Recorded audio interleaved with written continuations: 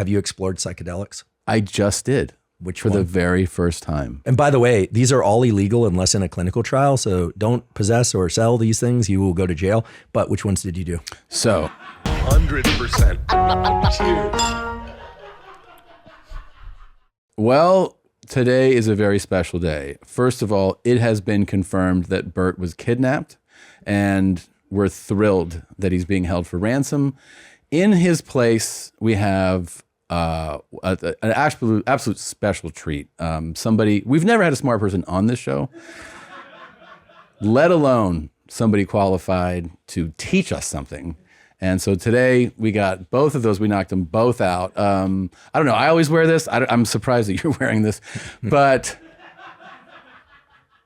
it is another blue-eyed, handsome man with a beard and a black shirt. It's Professor Andrew Huberman. Thanks for coming, man. Thanks for coming. Thanks for having me here. There's a lot of reasons I'd love to be here and finally got here. But look, I'm no replacement for Bert Kreischer. Yes, you are. I hope people aren't expecting me to be nearly as funny as Bert. That's okay. Spontaneous as Bert. Well, I think we're going to have a great, actually, this is already one of my favorite podcasts that I've ever done. We're thrilled to find out, people have told you that we look alike. They've told me that we look alike. We did 23andMe. Yep. Turns out your father's third cousin slept with my mother in 1964. And so somos primos. Yeah. We have Latin roots. And what are you going to do? We're related. Sorry, guys. That's it. Put it on the internet. Yeah, we're trying to figure out whether or not there's time for this holidays, whether or not we can get the families together. We'll get them together. We'll make it happen. It's before we get into, I have so many questions I want to ask you that are more academic and in your field. I want to know a little bit, if you would share, about Huberman roots, you know? Yeah. So you were surprised. I didn't realize you actually grew up in the same community that you basically live in now. Yeah, I was born at Stanford Hospital. Wow. I did not all of my training at Stanford School of Medicine, and now I work at Stanford School of Medicine. So the only joke I have to tell today is that someday I expect to die at Stanford School of Medicine. That's really cool. Hopefully a long time from now. I like that morbid joke. Yeah. Thanks. My father's from Buenos Aires. Vamos, Argentina. That's the most Spanish I'm going to speak. Che boludo. I think they're doing well in the World Cup, right? They are. This will air afterwards. Let's just go for it. Congratulations to Argentina on winning the World Cup. Hey, dale. Yeah, my cousin's there. It's crazy. You go to dinner with them, and before there were smartphones. Yeah, they're just living on the radio. They're out of their fucking minds. Out of their minds. I think my dad's the odd man out there. Growing up, he wasn't really into football, soccer. It is other level. I mean, one of my favorite videos of all time is of a guy, El Tano Pasman. Have you seen that guy? No. So there's obviously, Argentina's all behind their national team as a country, right? Which is kind of the nice thing about the World Cup, is it kind of, sports are a great equalizer, unifies the whole country. But club-wise, there's Independiente, Boca, River, and San Lorenzo. There's all these clubs, right? So the most famous fan of River is named El Tano Pasman, and his family recorded him absolutely losing his goddamn mind, to the point where they sent him to the doctor after this went viral. Oh yeah. He ends up kicking over furniture and really really losing his shit. It's one of my favorite things I've ever seen, and we'll check it out in a bit. But people will change marriages, they'll change schools, they'll change children, but they don't change their commitment to their club team. There was I want to say, it was probably a year to maybe 2 years ago. There was club finals, so it was like intercity finals. And when one of the buses would come into the stadium, fans of the opposing team broke all the windows, threw rocks at the windows, shattered the windows, and then the teams had to play their final. So the championship out of the country.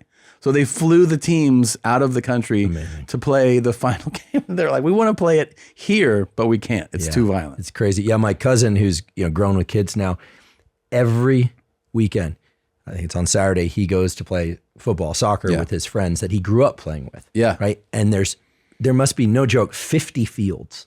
Like trying to find their field is impossible unless you know where to look.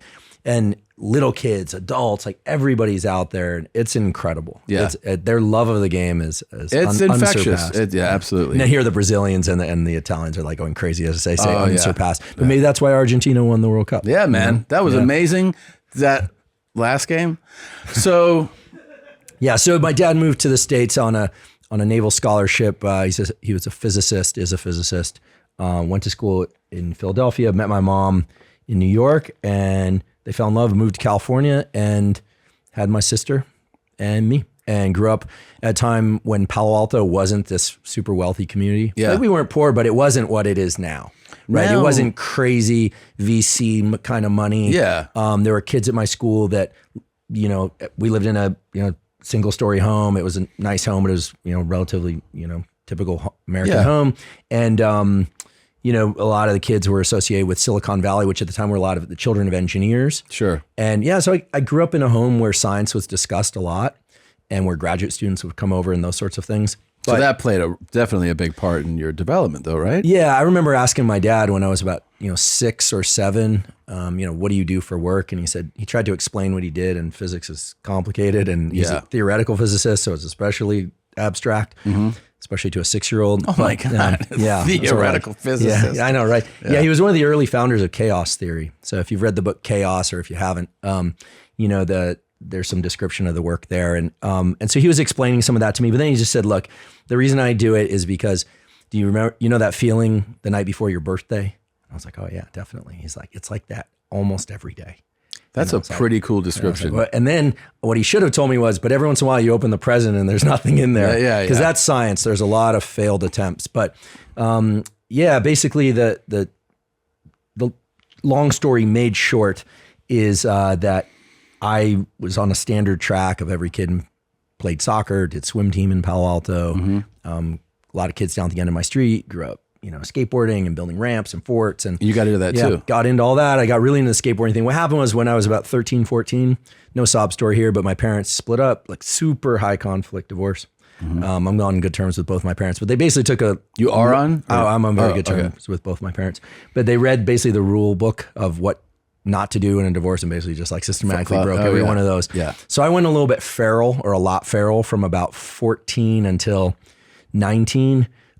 Fell straight into the skateboarding community. At that time in the early 90s, the so-called Embarcadero EMB crowd was really spinning up.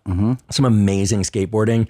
Rob Dyrdek came out to the EMB and would hang out, but there was a ton of amazing skateboarding, a lot of fights, a lot of drugs, a lot of alcohol, a lot of pregnant girlfriends, a lot of chaos. You were involved in all that? Not every single one of those things. I won't. My checklist. I was like, that's a fucking summer, bro. A lot of people dead in jail. It was crazy. Okay. But the skateboarding was amazing. Yeah. I made amazing friends. And so from a pretty early age, I found that being in a big pack of guys, because at that time skateboarding was mostly just guys, was my family. And so I started traveling for skateboarding. Admittedly, and I have to be careful here because the skateboarders will like pick me apart. I wasn't very good. I was okay. Got a little sponsor. I think they put me on for sympathy, but I was really part of that community. Which translates to, I'm way better than your average skateboarder, but I'm not as good as the very best. Yeah, I kept getting broken. I kept, as a skateboard kid say, getting broke off. I broke my left foot 5 times. Damn. I just didn't, my body hadn't fully developed. I'd hit puberty, but somehow I had a long arc of puberty. I think I'm still going through it. Yeah. And that's good. That's good. And I see your hair's coming in. Yeah, little by little. Yeah. I grew up quick as a consequence of those years. I learned, hey, look, a lot of kids just don't go to school. They just don't go. So I stopped going to school, doing a lot of skateboarding. And the whole thing of being truant got me in some trouble. I got put away for a little while. You did? I did. I didn't harm anybody. I didn't harm myself, but the school understood, this, if you go to Palo Alto schools, they're like, as opposed to inner city San Francisco school, they're going to find you and basically get you, at least attempt to put you under discipline. You have to be some teacher from that era's favorite story of like bad kid who flipped it around. Yeah, I think so. I mean, I got out of that place. That place was really unpleasant. Kids, let me just tell you, the moment the door locks, it sinks in. Like if you think life sucks wherever you are in freedom, think about how much it sucks when you have zero control over your schedule, your food, your life, your interactions. But I learned a lot in there, and I learned that maybe I wasn't responsible for everything. I was still a minor, that was happening to me. But I got out, and unfortunately, instead of shaping up, what I did is I was just a lot more cryptic about my activities. Sure, which is normal. Yep. Natural for a kid. Got a girlfriend. She became my main focus. I wasn't skateboarding quite as much after that because I got hurt. Got really into Thai boxing, lifting weights, and running. I got really into fitness starting early. Yeah. We had a football coach at our school, Bob Peters, and he was the one who wrote the script that eventually became the John Hughes film, Mr. Mom. And it was called Wait Till Your Mother Gets Home. And he was this great, big, strong guy, and like all the girls liked him. And I was like, okay, well, that, and this new girlfriend, and I saw a picture of her ex-boyfriend, and he's like this big, strong guy. Oh, that'll do it. And I was like this, this like ferret, like skinny ferret of a skateboard kid. And so I started lifting weights and doing all that. And Bob Peters taught me how to take good care of my body, but also really focused on me also doing running and things of that sort. Anyway, in those years, I'd love to say that I got right back into school, but I really didn't. I didn't perform well in school. I was getting into fights a lot. I was troubled. I was, I've never been a drug alcohol guy, but I dabbled in some substance abuse back then. And got, my girlfriend pregnant. Like there was a bunch of things that I look back on. And I was like, I was really wayward. Yeah. So I followed her. She went off to college, and I was like, felt pretty alone. So I traveled down to where she went to school, UC Santa Barbara, and I lived in the parking lot outside her dorm. You lived in the parking lot? Yeah, so like a stalker? So I could keep an eye on her. No, I'm kidding. Okay. No, because we wanted to be together. You fucking lunatic. We'd party on the weekends. And then if anyone went near her, I'd beat him up. Who's that guy? Who's that guy that went inside? Yeah, I was kind of, I was really afraid to lose her, pretty soon. Wait, did you really beat up guys that came close to her? I might have. And you know what? This is, and I don't recommend this. But you know what? It quote unquote worked in the sense that it works. She was just like, you're my protector. You're the person that's really there for me. So we got a pet ferret. We had, the whole picture. And at this time, this is like college. I should have been. She was a year older than me, so I should have been in high school. But you've now been lifting and throwing bombs for a few years, right? It's really bad, guys. Don't do what I did. Just don't do it. Well, unless you really want to impress a girl. No. Because it will leave an impression. I was determined to keep her, and then so we'll get back to how this can all go badly wrong. So what happened was I had to figure out a way to get into college. Yeah, because she was there, and I didn't think I'd go to college, but I thought, okay, what am I good at? Basically nothing. But I can lift weights and I can run. I like hanging out with friends and working in big teams of guys. I'd done a little bit of that, skateboard shops and factories, and I thought I'll become a firefighter. Right, everyone loves firefighters. I wanted a dog, so I started taking fire science classes at Mission College in the South Bay. Loved the work. Just felt like it was just the greatest. It's like cook with your friends and like fight fires. Everyone loves firefighters. Not everyone loves cops. And you know who else loves firefighters? Chicks. I feel like all of your decisions are chick fucking driven. Or in neuroscience, we say they were hypothalamic driven, which is the area of the brain. Here's your first takeaway. The area of the brain sits roughly over the roof of your mouth that's associated with all your primitive drives, the drive for sex and reproduction and temperature control, aversion of vomit, the approach to something that smells delicious. This is all housed in one little tiny brain area about the size of a gumball called the hypothalamus. Okay. Amazing structure. Stimulate one small set of neurons in this structure. You or anyone else will go into a rage. Stimulate the nearby neurons. I mean, less than millimeters away, and you will try and mate with the nearest person of your particular proclivity. Let's get that going. Where is it? Yeah. So there are, I guess Elon's spinning up Neuralink, they got to figure out where to put the stimulating chip, but hypothalamus probably not high on the list because it's pretty sensitive and can get unwieldy. In any event, I decided I was going to become a firefighter. Okay. But then someone out at Mission College said, listen, you stand a much better chance of going up the ranks in the fire department if you have a bachelor's degree. And so I took the SAT.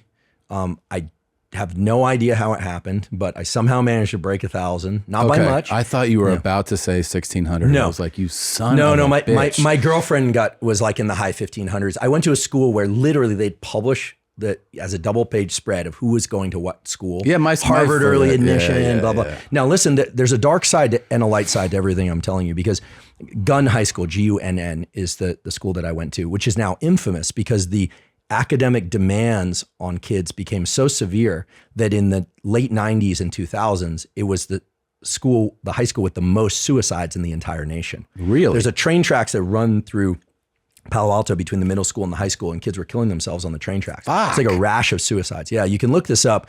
Very tragic. Hopefully they've solved that problem.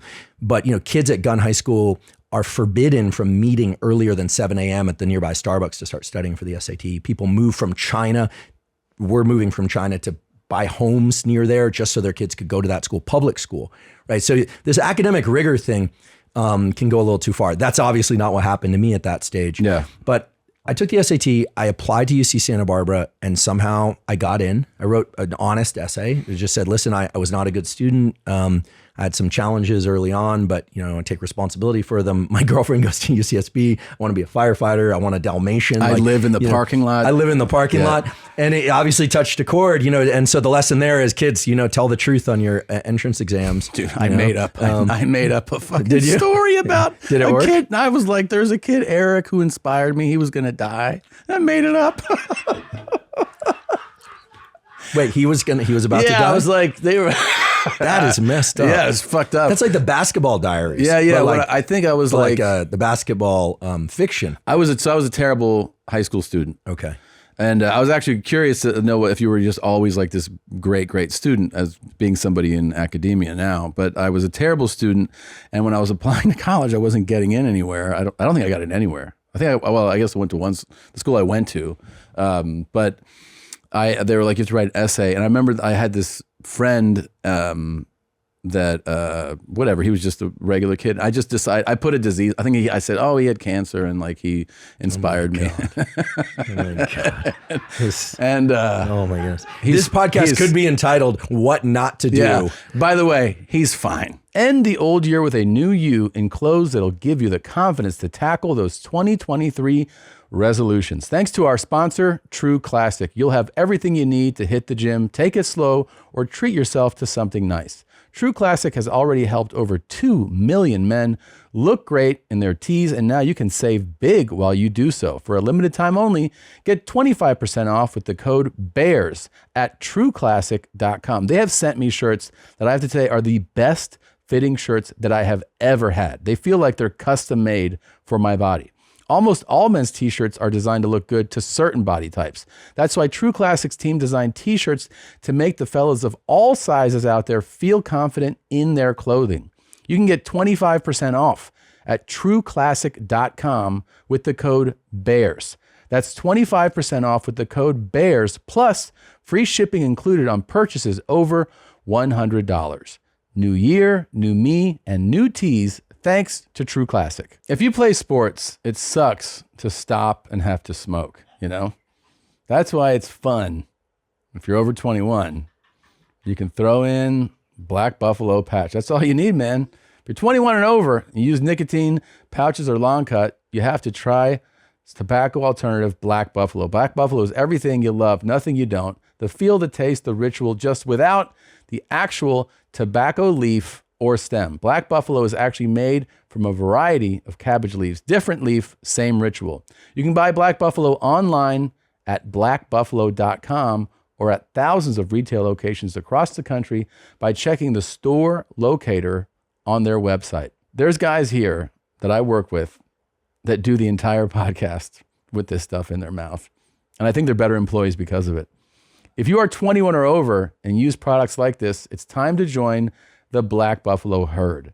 Head to blackbuffalo.com and use the promo code 2BEARS, the number 2 and the word BEARS at checkout for 15% off your first order. That's the best offer you'll find, but you have to use the code 2BEARS for 15% off your first order. One last time, that's promo code 2BEARS for 15% off your order. Warning, this product contains nicotine. Nicotine is an addictive chemical. Okay, he's fine. You cured him. I think I cured him with my love, my affection. I got into the only school that, first of all, I never heard of it, and then I remember sitting with I went to a prep school where. Where'd you grow up? Well, I moved around a lot, but I ended up going to a prep school in Florida, in the Vero Beach area, and all the kids, they did this thing where they post and it was just like Stanford, Harvard, Yale, Princeton, all the big schools, all the impressive schools, and then there would be like a little drop to the next tier of schools with, you see kids. Then there was a couple fuck-offs that were doing community college. The same kids in the yearbook it said was not available. Not available, yeah, right? Exactly. Yeah. And mine, people would go what is that? Because the name was Lenore Rhine. They were like, what is that, like a special trade school? I was like, no, it's an actual school, a college, university now. But anyway, I couldn't believe it. I did so poorly as a student. I took the SATs.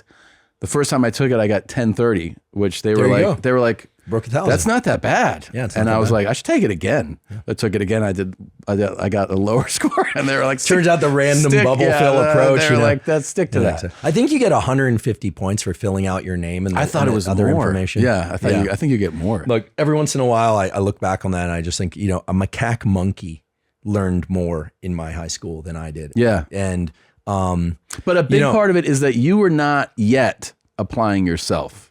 That's right. I was very serious about fitness. I was very serious about the girlfriend. I mean, I'd wake up on Sunday morning, run to her house, run 6 miles, wash her Ford Bronco while she was at church, just to show her I'm a devoted, hardworking guy. Because her dad hated me. He recorded our phone conversations.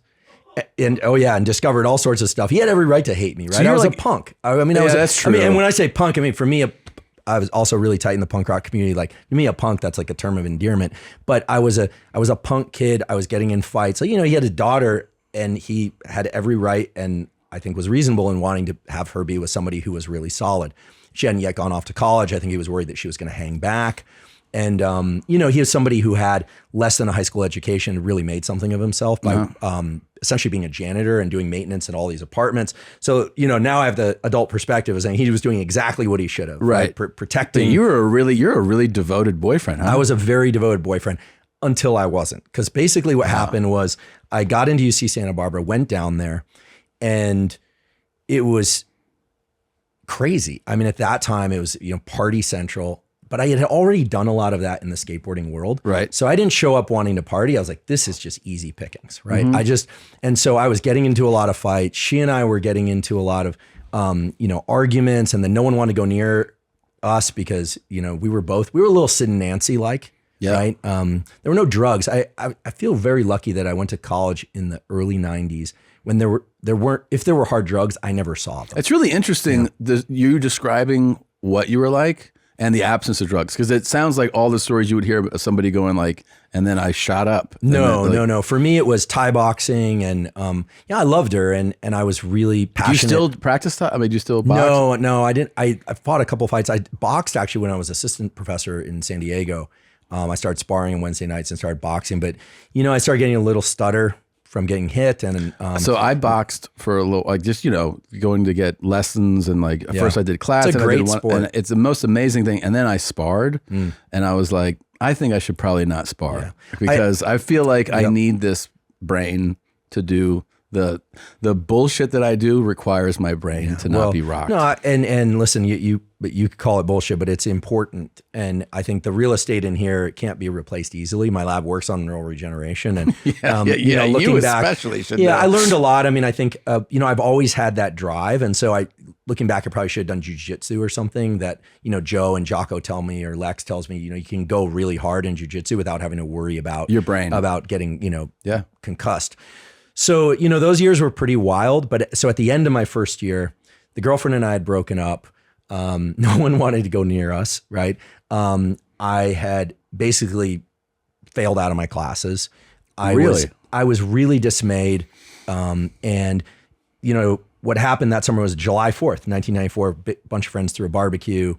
some guys were stealing some stuff from the house. A big fight broke out. Police showed up. It was like knives, bottles, the whole thing. And I stayed up. I stayed on my feet. It was good. I didn't get arrested that day. Actually, one of the cops congratulated me.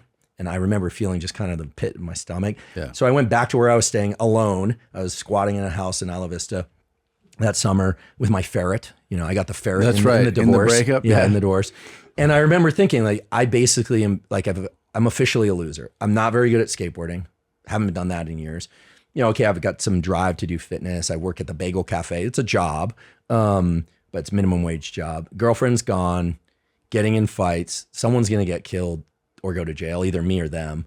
And it was really that day that I decided that's it. So I took a leave of absence. I didn't drop out. I took a leave of absence, went home to Palo Alto, and went to Foothill College, community college. And this is a plug for the community college. You know, community colleges get kind of a bad rap, especially when you're hanging out with Stanford professors. And, you know, I'm probably, there might be one other Stanford professor. If there's more than one, let me know, that went to community college. They all went pedigree schools. Sure. And, you know, some went to UC Santa Barbara, which is a good school, but I think you can get a really great education at community college or any school if you just apply yourself and focus. It's about you're trying to do well. 100%. Yeah. And there are good teachers at all these places. There are bad teachers at all these places. The bigger, more famous places, sometimes the researchers are too busy to put a lot of effort into their teaching. And sometimes they're spectacular, like Robert Sapolsky. You know, it varies. Now, at this point, though, I'm jumping in here, but at this point, are you still thinking, I'm going to be a firefighter? I'm just going to get this degree? I didn't know what I was going to do. Honestly, I realized that I was basically, I got an A+ degree in being a loser, right? Because in my book, everything I would describe, you know, it sounds like kind of a wild ride, but, you know, I had a number of friends at that point that were dead or in jail that really just flamed out. Really? And also was watching some of the better skateboarders that I grew up around, like Danny Way, start DC shoes, you know, doing amazing things. So you're like that's so cool. Some people are soaring, but I always knew I didn't have the athleticism that they had. So I had a hard talk with myself, and I basically thought, listen, okay, I think I'm frustrated and angry about stuff that happened in childhood and, you know, the kind of like break of my family, but, you know, boo-hoo, like no one's going to care. I'm 19, right? You know, the moment you transition to that, it's like, no, the sad story is like, you're just a loser. So, or I was a loser. So what I decided to do at that point was I asked myself, what am I good at? What do I like? And I've always loved biology and animals. I've always had a ton of curiosity for learning. Even in those crazy years, I would go to Tower Books, kids, it's a bookstore, it doesn't exist anymore. And I'd read about fitness, or I'd read about animals, or I'd read about sex. I was like, you know, in the book stacks, like trying to learn as much as I could, or psychology. And so I thought, well, I can learn and memorize things, especially if I write them down. I'm just going to go all out at learning in school. So I took classes in psychology and biology and really became a straight A student through a lot of hard work. Because you were interested too, though. And I was scared. Okay. Honestly, I was scared. Scared to be a loser? Scared to be a loser. And also, the girlfriend thing did have a lot to do with it, because I thought, you know, if I were to just start a family now, how would I support anybody? I became very practical very fast because, you know, there wasn't anything to fall back on at that point. And, you know, I'm sure had I gone, you know, hat in hand to my parents and said, help me out, it's all your fault or something, you know, they would have done something. They're good people, but that actually would have been the worst thing for me. And I know a lot of kids that were living at home that I'd gone to high school with that were kind of the not so ambitious crowd that were on the dole that way, you know, $1,500 a month. Or my friend who was a professional skateboarder was making $2,000 a month, which at the time we were like, whoa, you're killing it. Yeah. And then all I did was play video games. He dislocated his shoulder and he kind of, you know, became like a, you know, he's a good guy, but, you know, just kind of got into drinking and pills and got a girlfriend and he works a job, you know, so he did fine. Yeah. But, you know, I saw the escape route and I took it. And so after 2 quarters, I asked my dad, I said, listen, I want to go to this school up in Washington, which is a journalism school. And he goes, no, the University of California system is a public school system and you're going to go get a real degree, like a science degree or something. And I was still pretty angry with him, but there was something true in that message. I felt like, okay, rigor's good. I was feeling kind of Henry Rollins about life, like, you know, lift weights, study. So I went back, I lived in a studio apartment by myself, and it was listen to Rancid, Bob Dylan, classical music on repeat, drink coffee, work out, study. And that was it. And once a month, admittedly, I'd go out and just tie one on. Yeah. I would just let loose with friends. But over time, I started noticing, you know, the days after that, I'd really struggle to study and do anything. Yeah. You recover pretty well in your early 20s, but that's a big fucking change from these days. Cause I can have like one drink Yeah. and feel it. And then if I have two more, I feel like my recovery is like 72 hours. Yeah, it's lousy. And if you're tracking your sleep, you'll see it's really Oh, lousy. yeah. Yeah, there's actually a trick to the hangover, but I don't know if I want to give it to people because I don't know if I want people to drink more. We did an episode on alcohol for We'll my cut podcast. it out. Go ahead. No, the Huberman Lab podcast actually turned out to be our most popular episode of 2022. Was about the health effects of alcohol. Look, I am not against drinking for most adults who aren't alcoholics, who aren't pregnant. But really, when you look at the data, it's a toxin to the brain and body. There are some health benefits in certain studies, but the idea that you're going to get resveratrol from wine, I mean, you'd have to drink so much wine to get that enough resveratrol. Basically, you can have 2 drinks a week and still be okay. Most people are drinking far more than that. Yes. And here's what I say. If you're going to drink more than that, then you should do a bunch of other things to support your health, right? Try and get good sleep, get exercise, cardiovascular and weight training exercise. Try and eat mostly non-processed, minimally processed food. Get sun in the morning. All the sort of Huberman Lab podcast staples of health and well-being. We could talk more about these if you want. But in any case, back then, I'd go out once a month, tie one on, have fun with friends. Everyone wanted me to continue to get in fights, and you kind of get egged on to be your former self. But so there was no smoking weed. There was no wildness. It was just study. And I wanted to be the A+ student at the end of the curve. I want to be that data point out there. So I got really competitive. And across those next 3 years, I just, aside from one class, and it still pisses me off where I got a B+, it was just straight A's the whole way. What was the B+ class? It was in developmental neurobiology. And guess what I became? A developmental neurobiologist. That's probably why. Yeah. It just still got me that the teacher was super tough, and I loved the topic, which is why I eventually pursued that. But, I finished. So you're a big fights guy, though. You got in so many fights. I back then, and look, another point that's important. I never was the aggressor. Any of the fights? No. Well, okay. I suppose if somebody was like, there was this whole thing. I was very protective of my girlfriend. Dude, this fucking girlfriend. Man. Okay, but I'll tell you. I don't want to say her name. My friends know her name. But the other thing is, she was also a fighter. So there was she known as what is? I mean, I don't know if this is an academic term, a mouthy broad. No, she was actually pretty quiet. Really? But you wouldn't want to piss her off. I remember because we had broken up, and I got kind of a wandering eye at that point. I started seeing other people, this kind of thing. And she would walk up to girls then and shove them and at parties and stuff. So pretty soon no one wanted to go near us. So we had only one option, which was to get back together. But this is like fucking Jerry Springer. It's crazy, right? We were 2 kids who had really hard home lives. No, it's not a sob story, but we had hard home lives, and we became each other's family. And it's confusing at that age because you're each other's family, but you also are feeling the pull of, you should date other people. You're trying to explore in the world. So, I mean, eventually what happened was she graduated ahead of me. It took a little longer because of the time away. Moved home, and I stayed there, graduated, and then I went to graduate school, first at UC Berkeley, and then later UC Davis, and then was at Stanford and San Diego, and then now I have my lab at Stanford. So, in those years, I did what I could with the resources I had, which was not a lot. Even as a graduate student and postdoc, I mean, I'll tell you, they don't make enough money these days, especially. But I did my best to try and do therapy, which I'm a big proponent of. I know a lot of people think that's just sitting back and blaming everybody else for like problems. talk therapy, like psychoanalysis. Talk therapy. Yeah. I actually started working with continued working with the same therapist that I did when I got out of the lockup, and I'm not embarrassed to say this because I think he's spectacular, and I really needed someone to advocate for me, as because my parents weren't in a great place to do that at that time. But we've continued to work together for 34 years. That's fantastic. Yeah, and I've used insurance when I could, and he'd cut me a rate when he could, and I worked extra. Just to be clear, when I was a postdoc, I worked at Thrasher magazine, skateboard magazine. Yeah. So I had money to pay for therapy. So I took it seriously, just as seriously as the gym. But I will say, if people don't have access to that, journaling is powerful. I still have stacks of journals that I'm afraid people are going to find and read. Yeah. Not because there's anything damning in there. It's just embarrassing. You put all your thoughts, journaling is really powerful.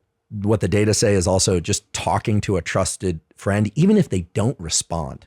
They probably shouldn't be texting while you're doing it, but even if they don't respond, leads people to better insights than if they just try and process things purely in their head. It's the baseline, like what to do to basically rid one's self of shame. Is that the shame like thrives in secret. Yeah. So when people feel shame, they tell you like the first thing to do is at least find a trusted source to, even if they don't say anything. Yeah. So then you go like, oh, it's out. Like it's not inside and a secret. I've done therapy now for, I think I'm just coming up on, I think this will be like 11 years coming up. I love it. Same therapist?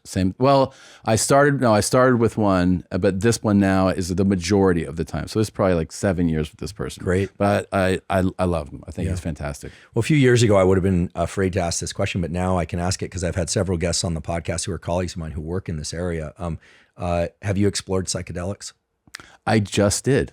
For the very first time. And by the way, these are all illegal unless in a clinical trial. So don't possess or sell these things. You will go to jail. But which ones did you do? So, first of all, it was a awesome experience. Mm-hmm. I didn't know what I was going to get, and I told the people that were organizing this. I asked for a private, because they do like groups. I asked for a private session. And I got like this really beautiful place to go to, because they were like, "Do you want us to do it at your house?" I'm like, "Are you out of your fucking mind?" You're like, "Have you seen my house?" I'm like, "No." And I have kids, and I'll be like walking around the house. I was like, "What's up, boys?" Yeah. So well, imagine what your kids would be doing. Oh yeah. They'll be like, "Dad's being fucking weird." So I got this beautiful place, and then I still had there, and then they say, and I agree with this, that to go into it with intention, right? Like that's like kind of like, if you're not going to do anything, at least do that. Go in. Don't just go like, I want to feel some shit. Like have an intention. Right. So I shared that, which, I won't share, but I shared what the intentions were. And then I asked them like, what am I going to get? And they go, we found that it's best to tell you afterwards. Really? Yes. Wow. So I've never heard of that. Well, this is like, I'm not saying it's wrong. This is like the week in advance. I see. Right. Then like the day of, they go, we're going to give you this first. And it's an African plant called Kanna. Okay.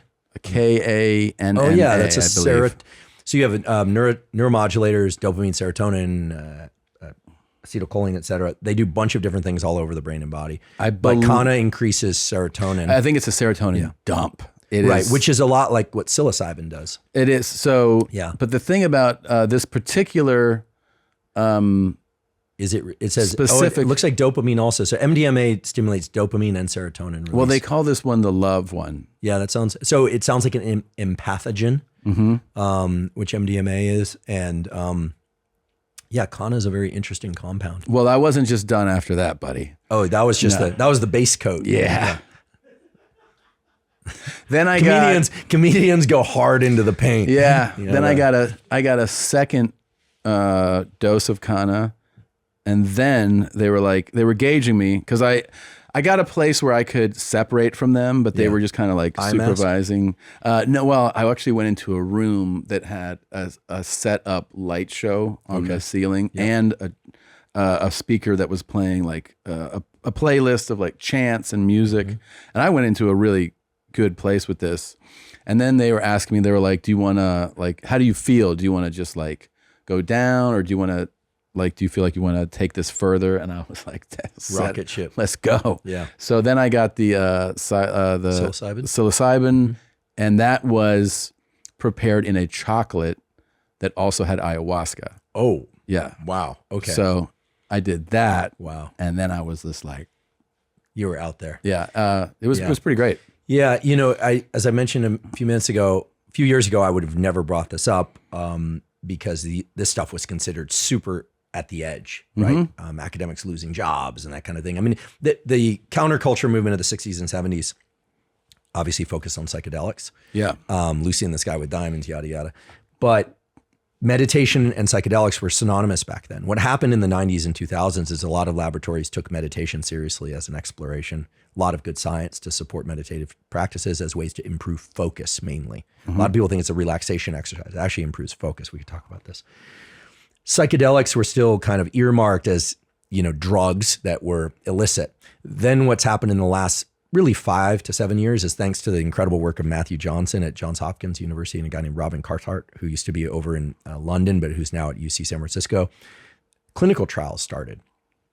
on psilocybin, and then the MAPS group out in California. So this is all done legally, clinical trials with federal taxpayer money, done at universities, major universities, looking at the long-term antidepressant effects of things like psilocybin, MDMA in particular for trauma.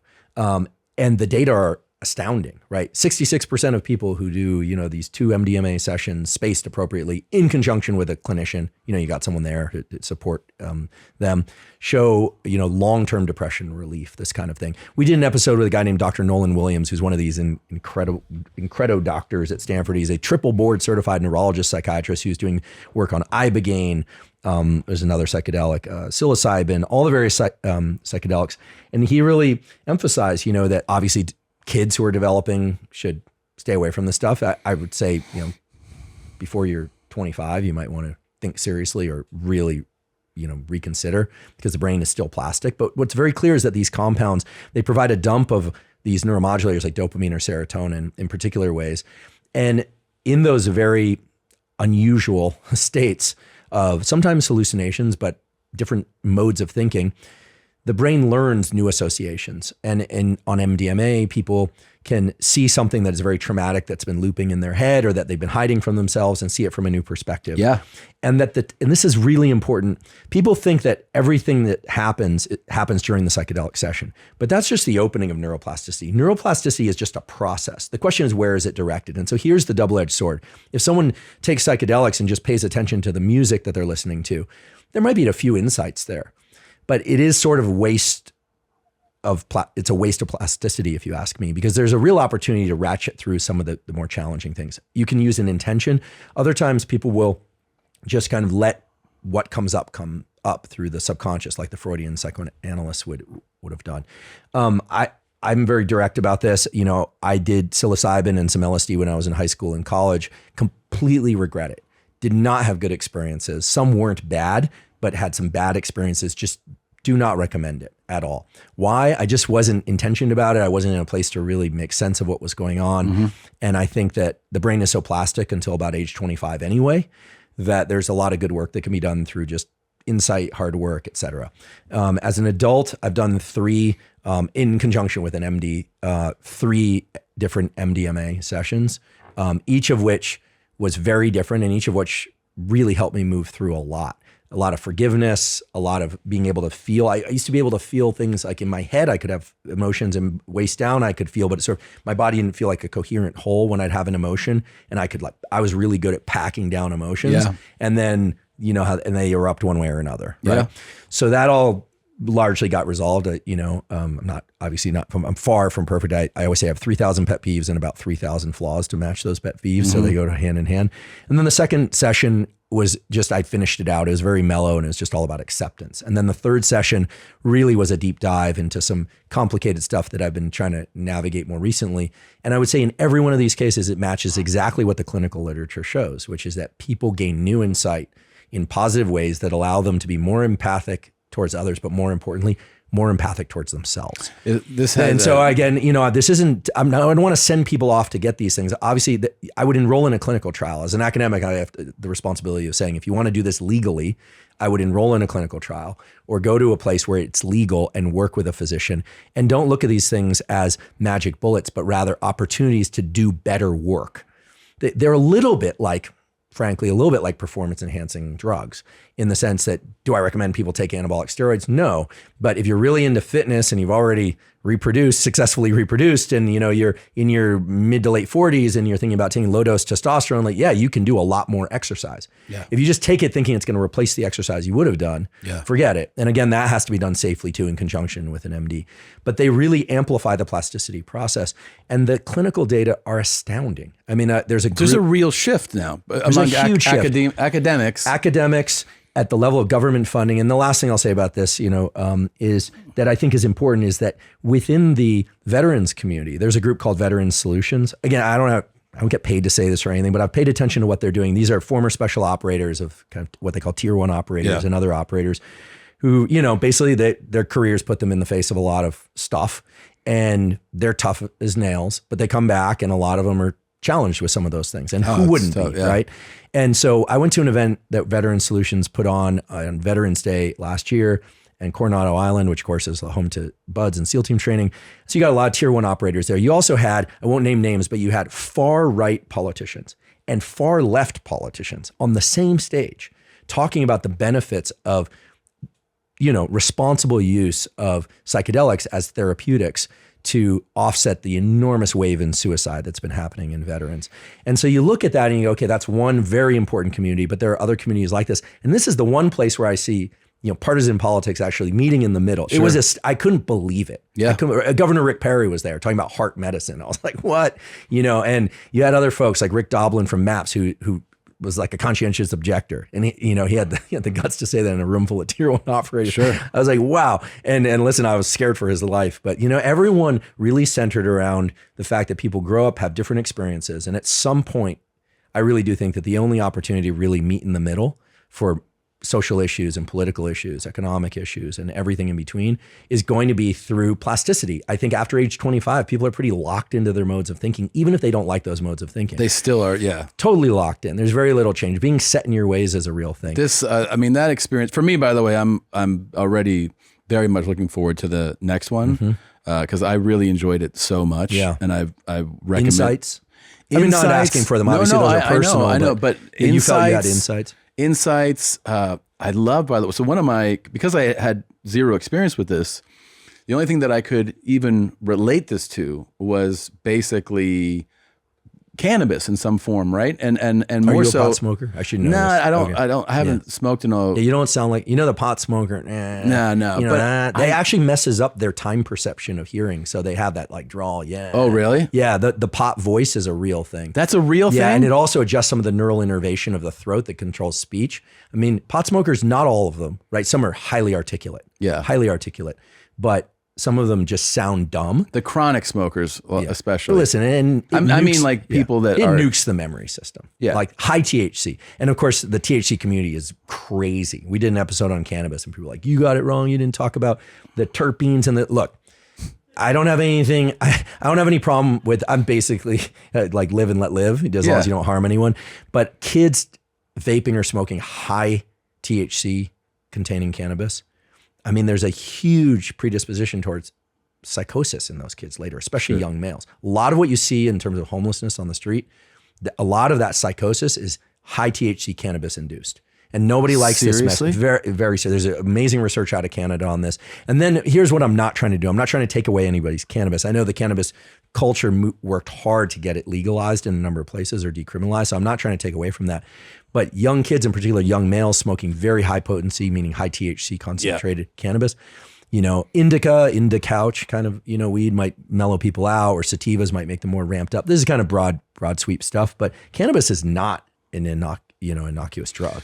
Well, my only experience, I mean, I had obviously some smoking. I smoked a lot in college, and just out of college. Were you funnier on yeah? I don't know, Do you man. write on sometimes, but it has to be, here's the thing. It can't be really, really strong, because then you're just like, you're too high, so it's space-time warped. It's got to be like the right kind of chill dose I feel like to shoot the shit, to write, to be in a creative space. It's not, hey, is this going to melt my fucking face? Well, I have a question about this, and comedy in particular, because, I've been watching more and more comedy thanks to you guys and Joe and, Schulz and all the crew, Whitney. So timing seems like such a key thing. And the one thing we know about cannabis is that it throws off time perception. Yeah. And the reason it was synonymous with the jazz culture is that it was about a breakdown of kind of standard timing and structure in music, which done well is amazing jazz. Done poorly is just like noise, as far as we know. So it seems like comedy is, at least to me, is like 50% timing. I mean, I think it's a pretty accurate. I mean, timing is a huge, it's like when you say the thing now, it's funny, right? Or hilarious. If you go 10 seconds later, it's like, what was that? Like it's all about, everything's about like the moment in which you say it, But I find that one of the things that blows my mind is like the comedians that perform high. It's always wild to me, because I think the hardest one of the hardest I've ever bombed was with Rogan, and we're right outside, and he was like, smoke this or like hit this. Yeah, but he's superhuman with that stuff. Well, not only that. And I was like, no, he's like, come on, don't be and I'll edit out the word. And I was like, okay. And I'm like, all right. And I think I took a hit, maybe two, dude. Immediately, first of all, my tolerance for when this happened was low, probably lower than it is now. Now I don't know how low it's low now. I don't have a high tolerance for this. I haven't smoked marijuana. So in so long that So anyway, I go into this club and I'm like, I am fucking fried, right? And I forget. Meanwhile, Joe's ready to like kickbox. Oh, he's totally on point. He's good. It's that Italian blood of his. I don't know what he has. He's got crazy monkey Italian blood, but he's fine. He's like excited to perform, and I'm in the opposite headspace. I'm like, I want to go away right now. I want to leave, but I gotta go up, and I go up. I forget if I open. I want to go away right now. Not the thing you want to be telling yourself. No, man. And I go out there, and I can. Here's the thing. So, and I took part of this is connected to the psychedelic conversation for me is that was from smoking, and also when you eat, I've had more edibles than I have. So and it's all about finding that dosage because you can eat an edible where it's like a buzz, and then you can eat an edible where you're like, and you're like ready to cry, and like I find that to be a horrific experience. I go up on that show with that Joe show, and I get off stage, and I see the owner of it's like the worst thing you could. It was a club, and I walk out of the backstage, and I see the owner of the club, and he was like. Like I was like, yeah, that was kind of he was like, he didn't even say what he was just like. Yeah, because it's also the spontaneity of it, right? I mean, I don't do comedy, but we did some live events this last year and that we finished up in New York. And I honestly can't ever remember what I said when I'm up there. I mean, I know the general structure, it's science and we talk, but I do some storytelling and things around science, of course. And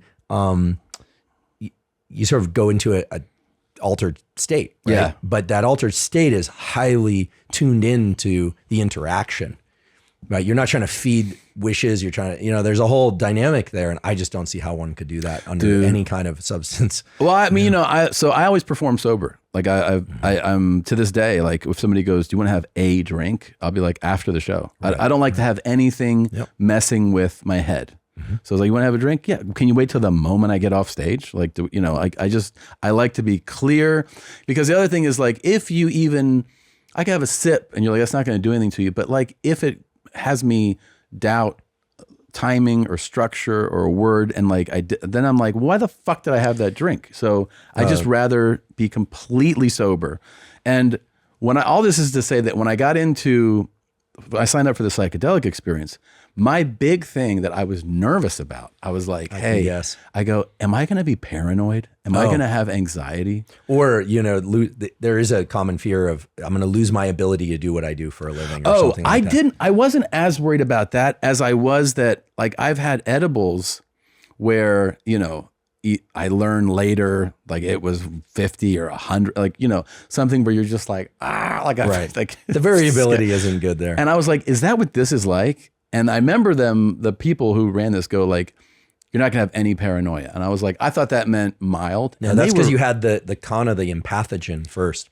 So that it creates this serotonin and dopamine. Normally they can be present in the brain at high levels, but usually not at the same time. Yeah. And dopamine, when it's elevated in our system, we tend to pay attention to things outside and beyond the confines of our skin. Yeah. And we like to make plans. So think about the extremes, and I'm definitely not recommending this. People on cocaine or amphetamine, everything's a plan, right? We're going to do this. We're going to do this. We're going to do this. We're going to do this, right? Yeah. Someone who's really resonated in the booth. Yeah. Manic bipolar, right? Delusions are great. I'm going to run for president. I'm going to this. I'm going to like the fucking Jews. Yeah. So what's interesting is, I did an episode on bipolar, and we've had several expert guests. When I observed those interactions, I didn't see delusional plan making. Oh, right. No, but who knows what he's clamping that with in terms of medication? I don't know. I don't want to get drawn into that conversation. It's probably just a good idea. It's just I think that bipolar depression, as it's sometimes called, or just bipolar illness is so serious. It's one of the highest suicide rates. Number one death rate for any psychiatric illness, anorexia nervosa. Huge percentage die from starvation. Related illnesses. That's number two, bipolar. Suicide risk goes up 20 to 30 times for people with bipolar. So now that the bipolar conversation is kind of around right now. People need to be very, very, serious. When somebody is in a manic episode and then they come down from that, they're at 20 to 30 times the risk of suicide. So that's a real one. But they're making tons of plans in their manic thing. Why? Elevated levels of dopamine.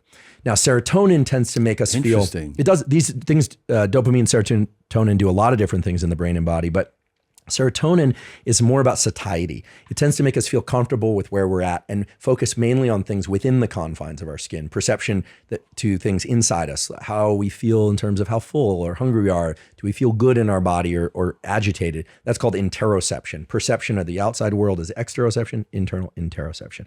So if you think about it, paying attention to the outside world and paying attention to your inside world, highly not incompatible states, but MDMA and Kana and things like those seem to do both at the same time.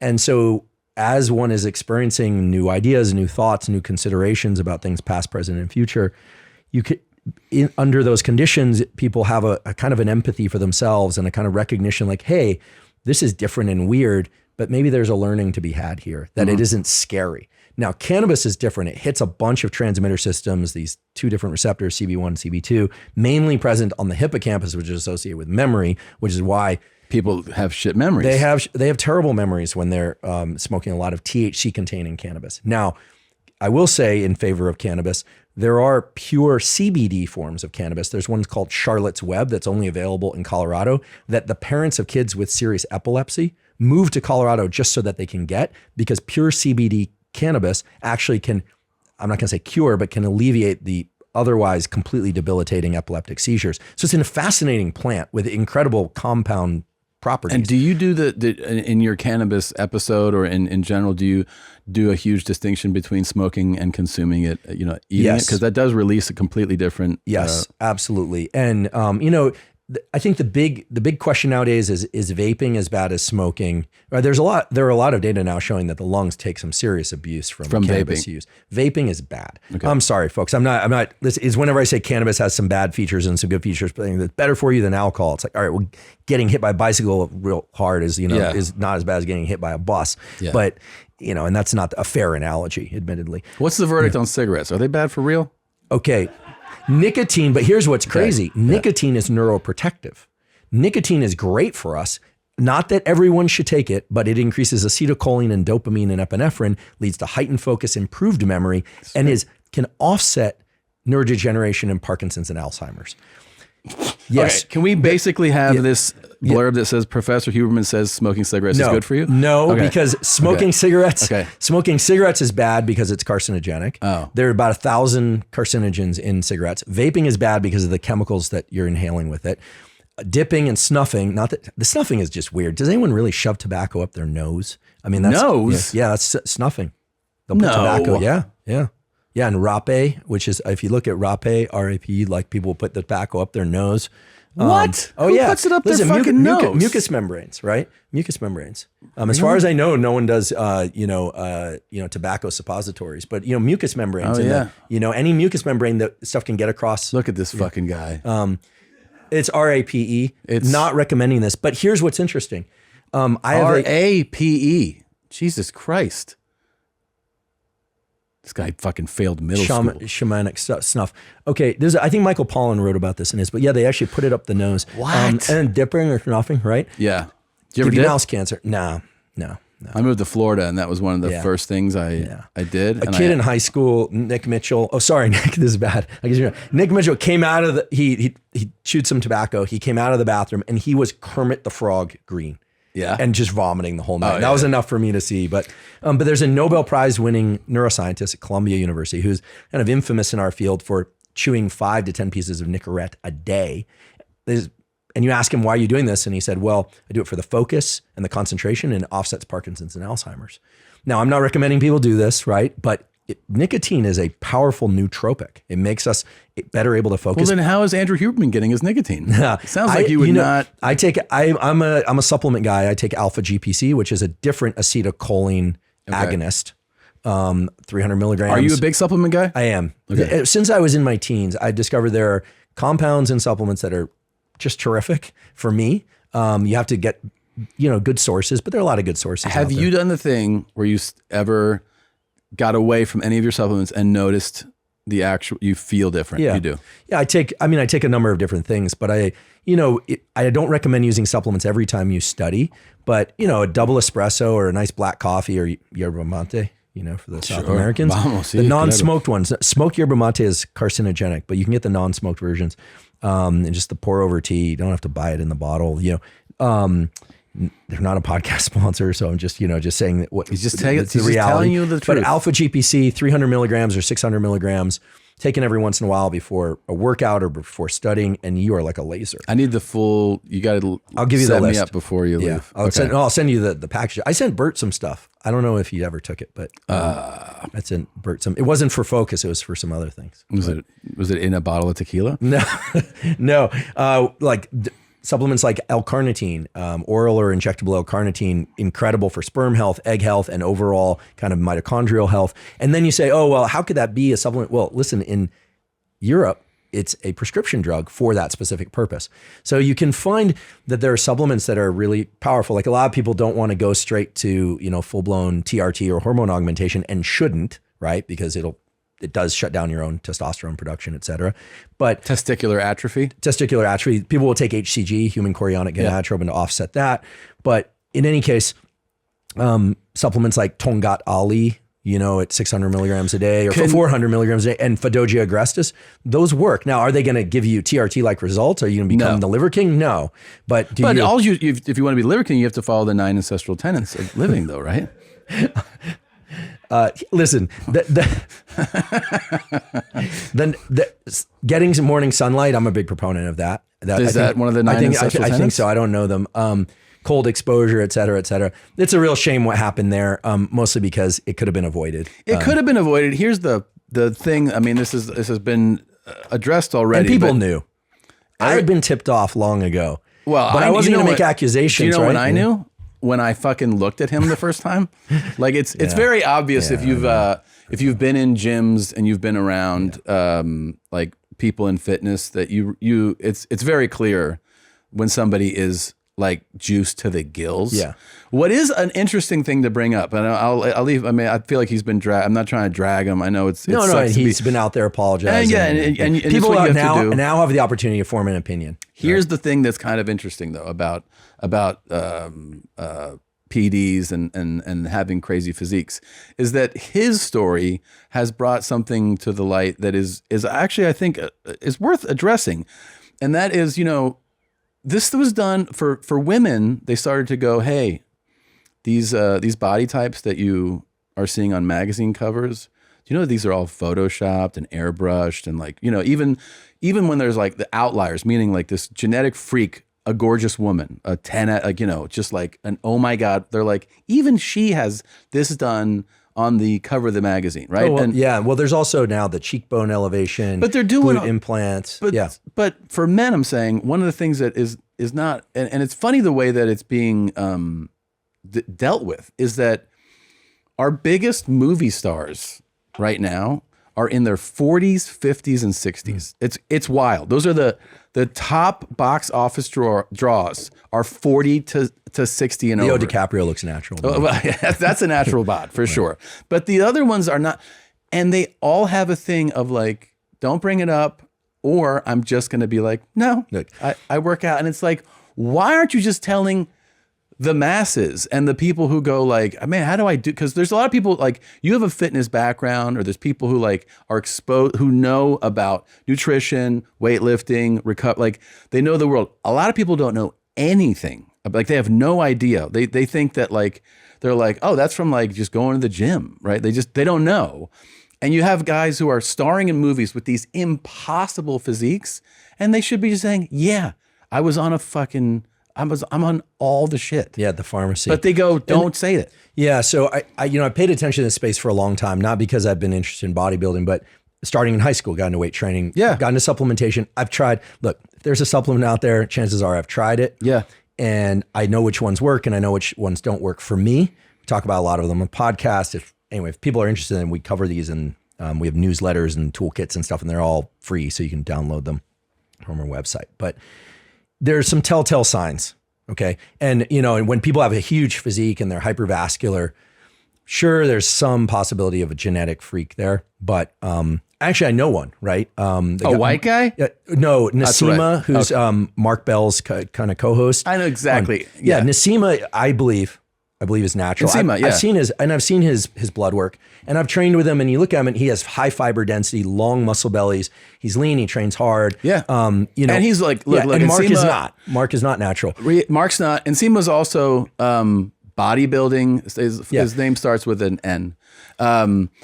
Nsima was bodybuilding at a young age. He obviously has some genetic gifts and works super hard. Has taken care of himself, and he's done the Fedogia Tongat thing and actually talked about his results with it. He had, I believe, it was an increase in luteinizing hormone, which is the precursor to testosterone and estrogen increases. So there's some effects there that people. After I started talking about it on Rogan and some other places, I got a lot of pushback, and then now Tongat Ali is being marketed like crazy. But increases in libido. Again, these aren't huge increases, but. Sure. They're substantial enough in men and women. Fedogia for increases in luteinizing hormone. But the real tell is if you see a white guy who's in shape, he's on gear. Here's the deal. Here's the deal. If there are some telltale signs, and obviously Brian Johnson, Liver King had them, but others have them too. So I'm not picking on Brian at all. And I hope that he sorts out his health, because his real risk is his health. When I looked at what he's taking there, the MDs I know who are in that space were just like, yikes. They see a patient and a potential health hazard. Yeah. So I hope he gets it sorted out. One thing that you'll notice is when people go on TRT, these creases get deeper from some of the edema, the tissue retention that comes from the increase in estrogen associated. Oh. So if you look like at a gaunt kind of you look at the creases between the nose and the cheeks. Yeah, how deep those creases are, right? So almost like the cheeks are trying to crawl up on the nose. Wait, so what's even happening though somebody's there? Lean? It's edema. It's which is swelling fluid retention, because some of the testosterone converts to estrogen. So people then will start taking estrogen blockers or what are called aromatase blockers, and then a lot of people don't realize this, but if your estrogen is pushed too low as a male or female, your libido crashes. So a lot of the bodybuilders that look like they were wrapped in Saran wrap, ask them how they're feeling. Okay. It's not, often not great. They'll flatline their libido. So you don't want to crush your estrogen either. You don't want it too high, but you don't want it too low. And they have like this shoulder muscle that there's usually a tell for people. So there's a lot of androgen receptor in the deltoids and traps. So some people say the traps, the real telltale is this creasing here. And even from TRT, people are taking, and TRT of course being testosterone replacement therapy, but there's no line between TRT and full-blown steroid use, right? Like where do you draw the line? And in some professional sports, I've been told directly by the players, in some leagues, what you'll find is that if you had an injury, you can take up to 200 milligrams of testosterone a week. A week? A week, which is usually what's distributed over a 2-week period for a kind of standard TRT dose. So don't tell me that they're not also on it. And I won't say what league it is, but basketball. Anyway, so the players all talk about it, right? They all talk about it. It's absolutely clear. I didn't say which basketball league. No, that's right. In any case. So also those abs are kind of wild, right? On this guy? Yeah, and you see some lean guys. We had a gymnast that went to our high school, and another guy that went to the Olympics for luging, of all things. And that kid was lean and he was natural, right? But the bulk on top of that? Well, so it's the creasing here, and then there's the left side vein, or it's a major artery. When somebody's talking and they're not having just finished some physical exercise and they got this left side vein kind of bulging out of the side, that's the elevation in blood pressure. And you see that in almost everybody that's on high levels of TRT or full-blown kind of steroid use. Not always. And of course, if a normal person who's if a typical person who's not on these things is doing a set of squats in the gym, you'll see that. But you can see that's just in conversation. Sure. And so there's these telltale signs, and there's the ruddiness of the skin. People get a little bit red because of the increased blood flow. And listen, a lot of these folks are also taking things like vasodilators, like Cialis and Viagra, to kind of get more pump into the muscles before they shoot their things. It's a whole. They're taking Cialis and Viagra before their photo shoots? Well, to get more blood into their muscles. I mean, it's a whole world really? of pharmacology. I did not know this. Yeah, it's a whole thing. Now, keep in mind that Cialis, actually low-dose Cialis, was actually originally prescribed as a prostate drug because it increases blood flow to the prostate, can offset prostate cancer and middle of the night trips to the bathroom. But that's low dose, not for erectile dysfunction. And a lot of football players now in the NFL are taking Viagra prior to games to lower their blood pressure and to increase blood flow.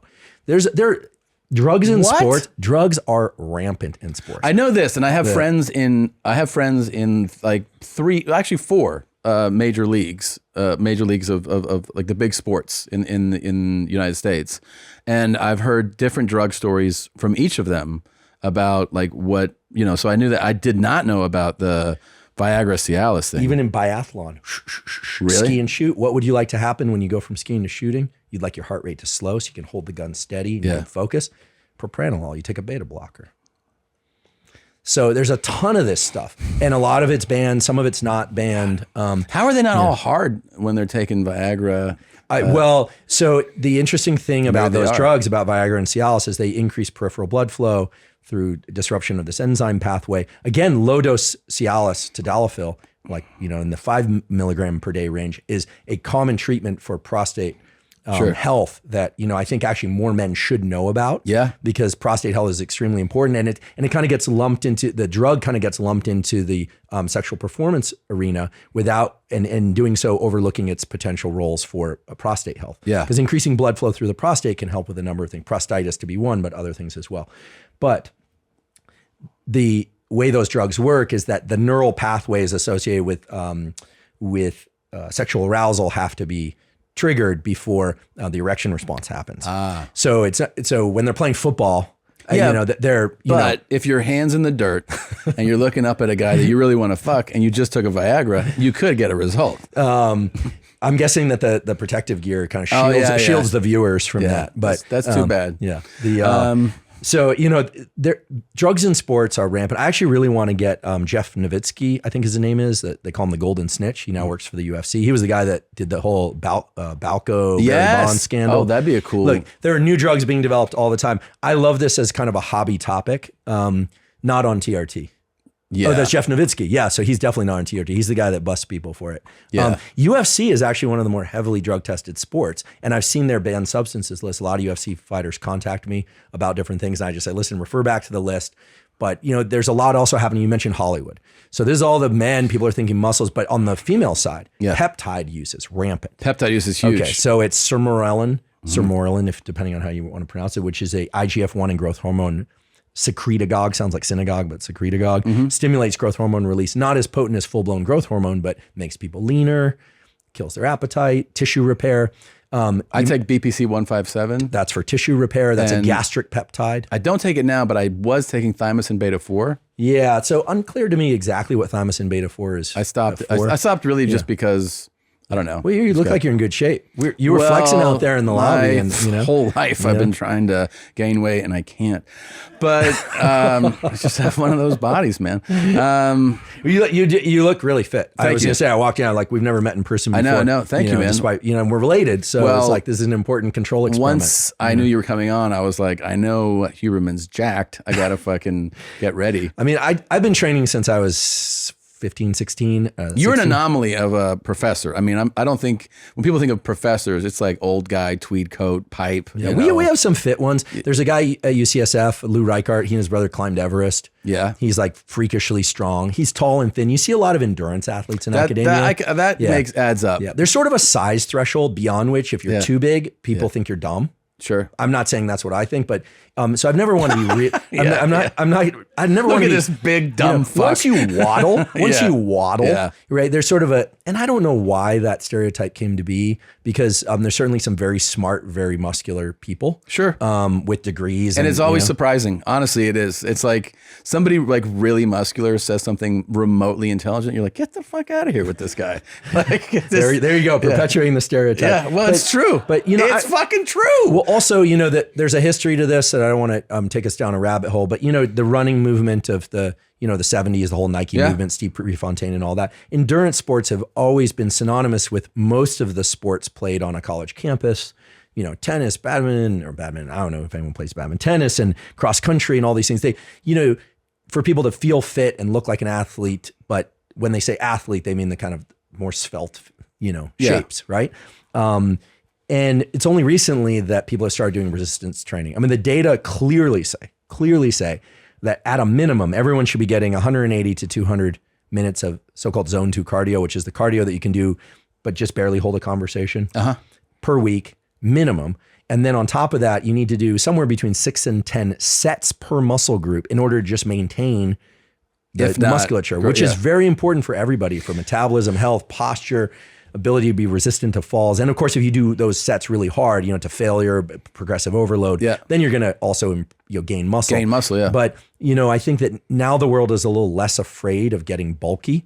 But still, there aren't many professors who are in the gym training 3-4 days a week. I've always done 3 or 4 days of weight training a week and 3 or 4 days of running per week. Yeah. 1 day per week minimum. I do sauna, cold, sauna, cold, sauna, cold. And you've stuck to this. You still do it. I do. Yeah. I mean, there are days when I miss. My run this morning was as long as my normal Sunday run. But, I try and be consistent over time. How long do you typically run when you do a long run? My long Sunday run is anywhere from I'd like to get in a 1 hour slow jog on Sundays or throw on a weight vest and go for a long hike. That's cool. Sometimes, with the girl, so, is this a girl that you're sleeping in the parking lot to? No, okay. no. Well, luckily I don't have to do that anymore. But we like to hike and talk, and so you can do this socially. And then what was that guy fucking looking at? I'll go break his goddamn neck. No. That part of me was put to rest a long time ago. That'd be so funny if I didn't know you and I'm on a hike and I'm like, that's Andrew Huberman looking. You're like, what the fuck are you looking at? No, I was never like that. Oh goodness, goodness gracious. I come from, my mom's side is from Jersey. My grandfather was he went to college on the GI Bill. He boxed in the army, and he was one of these never lifted weights, just push-ups, pull-ups, dips, sit-ups, and box jumps and things, and boxed. Ring boxing, and had this incredible physique. He was super strong. He had farm work, grew up blue collar worker until he went. Those guys are other level. Those guys, and GI and the whole thing. And so, growing up, there was this fighting spirit in half of my family. Yeah. So, and there was probably, looking back a little bit, too much encouragement to be kind of protective man of the house. But when I was a kid, I felt like 14, I was a man of the house. So I also sort of, part of that back then was me just trying to feel safe. That makes sense. And make people feel safe. But I was not an aggressor running around beating people up. Watch out, some stories will come out of UC Santa Barbara now. And I feel bad. I feel a little bad about some of those guys that I beat down. But hey, listen, they should have just, just paid attention to what was. They should have fucking looked the wrong way.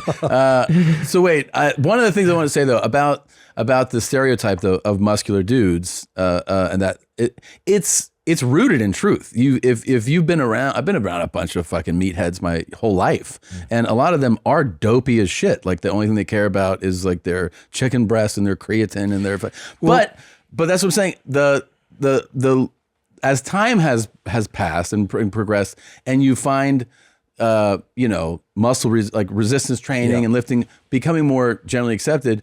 You find people that are have crazy physiques or really, and then are articulate and well thought out. But I think it's rooted in the thing where for a while, it was just these dopey dudes. Well, it was assumed that if people were that large that they were spending 2 hours a day in the gym, which is not required actually to get that large. You had, bodybuilders like the famous Dorian Yates, who was famous for very short, high intensity workouts, probably one of the greatest bodybuilders of all time. Actually, when I was in high school, I worked hard to save up $100 to get a phone consultation with Dorian's kind of mentor of sorts, named Mike Menser, who was unfortunately he's dead now, who was a proponent of very short, high intensity workouts. I remember Mike calling. How short are we talking? We're talking sometimes 30 to 40 minutes twice a week or something. It was really excessive. Mike was also known to be a bit of an amphetamine user. Nice. And unfortunately he and his brother Ray died young. But I remember my mother saying, why is this grown man calling the house? And it was Mike Menser. And what was interesting is he gave me some training programs, and I reacted very well to those training, very infrequent, very high intensity training. But at that age, at 16, 18, 19, you can do almost anything. You're on so many circulating androgens. Yeah. Mike was a very smart guy and actually read a lot of Ayn Rand and was really kind of an intellectual of sorts. And he was the one who said two really important things to me. Well, three. He said, first of all, don't use anabolic steroids because you're not going to become a competitor and it's just a waste of your health. Great advice. And never did it. Later in life at 45, I can talk about this, that I did a foray into low dose TRT. I've been open about this. And why and what it did. And it was for an experiment and for a book and some things. And I found some really interesting results related to testosterone and brain health. Okay. He said that. Then he said, learn to really enjoy training hard. So I've come to develop this thirst for training hard. I look forward to it. It doesn't feel like a pain to me. It feels like adventure and I love it. And then the third thing was he said, get good at something else. And you seem to like information. I highly recommend. He said, I don't believe anything PhDs say. He referred to him as PhD for piled high and deep. That's what he said.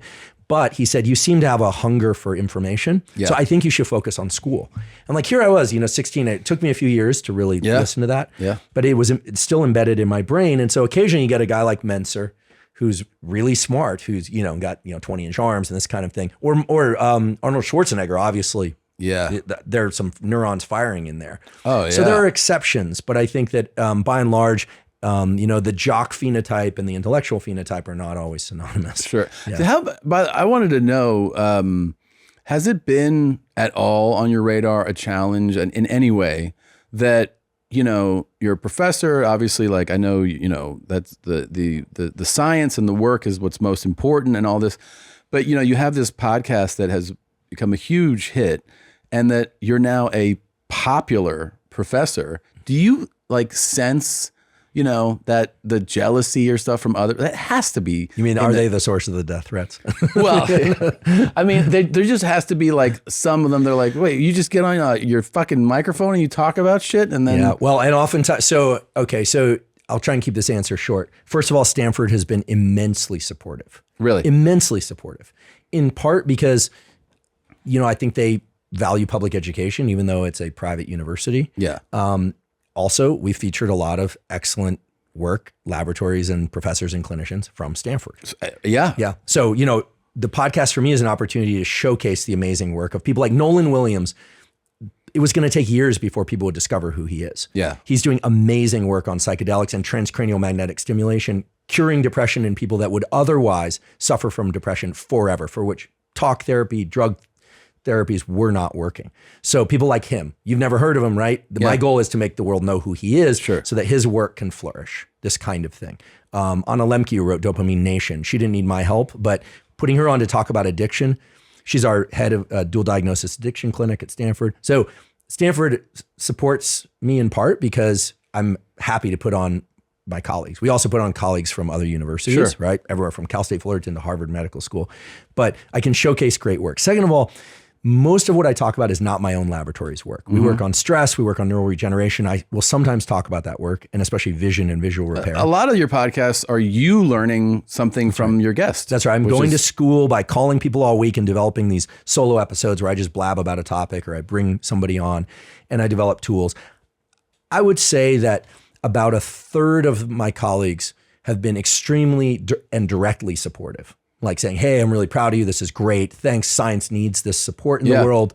And by the way, I'm getting my morning sunlight and, I'm starting to take off the 45 pounds. I mean, a lot of academics are very unhealthy. Yeah. A lot of physicians are very unhealthy. It's interesting, right? Yeah. I mean, a dentist with bad teeth would never be in business, but science, you can do a lot of science while slowly killing yourself. One of my neighbors as a kid, when I was a kid, cardiologist, was like fucking 100 pounds overweight. Yeah, there's some terribly unhealthy physicians. Yeah, that's a whole landscape. I don't know. You should get Peter Attia on the podcast. He's an excellent physician who's in great shape. He's also a big fan of yours. And he's great. He's amazing. And he knows, he can explain that landscape in medicine. In science, you got some geeky scientists who don't take good care of themselves. And you have some that are starting to take good care of themselves. The tide is kind of shifting. So I would say about a third are directly supportive, like, congratulations, keep going. We got okay. Now the next third, I don't hear from them. These are people that I used to think were my close colleagues and friends. Crickets. Like I haven't heard a peep from them. So either they're angry about it, haters, or they're kind of waiting. How come I haven't been invited on the podcast? That's a big one. A big one is that. And we only bring people on the podcast that are top 1% in their field and that can communicate well to the general public. Yeah. Because I'm not going to bring somebody on to give a lecture that they would only give to their two closest colleagues, because that's a waste of everybody's time. And then there are about a third, and you hear from them mostly on Twitter, who are kind of like sour grapes nitpicking about this and that. But I always say this, look, I started doing this thing in 2020. I started going on podcasts, and it was the pandemic and people were stressed. They weren't sleeping well. And I kept waiting for the National Institutes of Mental Health or somebody else to come out there and talk about something other than vaccines and say, hey, here's how you deal with keeping your sleep regular, social connection. Yeah. Here's what's going on. And nothing. So I stepped up and I did it. That was the year that kind of everything kind of took off. And then 2021, we just started podcasting. And I figured, look, I'm teaching. I don't get everything right, but I try and get everything right. Well, and I listen to feedback. And also I feel like, hey, listen, if they have a problem with it, listen, it's a microphone, a couple cameras, and you put up an RSS feed. It's a little more than that. I have an amazing team. You have a team, but here's the thing. As a listener, what I think people get out of your podcast, the listener feels like I'm learning something. And not only that, like if you want to like even like step back, broad like overview of this, there is something about going, I have time right now to do something. And if, I can do something like I could look at Instagram photos. I could, listen to music. I could do all different things. But when your podcast, if you choose to consume that as a listener or a viewer, what you end up feeling like is I did something positive because it's a learning experience. So not only did I learn something, it's that I can look at how was the time spent, and the time was spent in a positive way.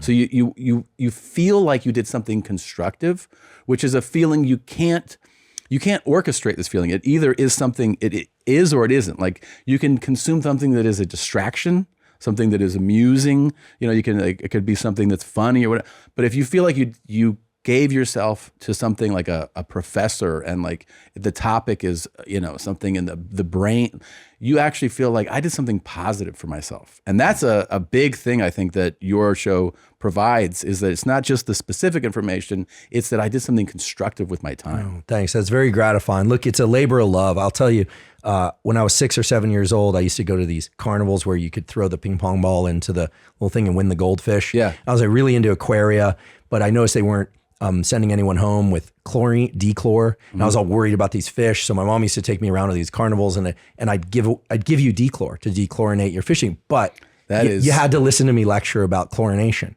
And so, and then I'd study on the weekends and I come into class, I was like, tell everybody about medieval weapons or about the coral reefs or something. So I've been doing this for a long time. That's really who you are. Yeah, it's really kind of who I am. It's that little geeky kid. I'll go out and say it for everybody. That's adorable that you did that. Well, the goal is always to try and provide information that's, interesting, actionable, and clear. It's a labor of love. Like the other day I thought about how much money would I take in order to stop podcasting? Yeah. There is no number. If you offered me $100 billion, you still keep doing it. I wouldn't take the money. Because you want to keep teaching. No, but I wouldn't. If you said, take this to stop podcasting. Yeah. And there I realized I could do a lot for the world with that money, but it's a bit of a compulsion. And it just, the word that comes to mind, I know it's a word that people might have kind of funny connotations of, but I love searching out and researching and finding things. And when I find them, I just want to tell the world about them. And there's a sense of kind of delight. Yeah. It must be the same feeling that when you come up with a joke that captures something so true on both sides of an argument, or a joke that like makes people realize just how ridiculous people are. Yeah. It's like, how can you not tell that joke? There's a feeling you get where you just go like, when you just know it's a good, like it's a simplified way of saying, but when you're like, this is a good one, right, where you are just, like you're just rocking. Right. And it lives in you. Yes. And so my feeling is if the information just lives in me and I'm walking around kind of basking in that feeling, it's not really doing good in the world. Yeah.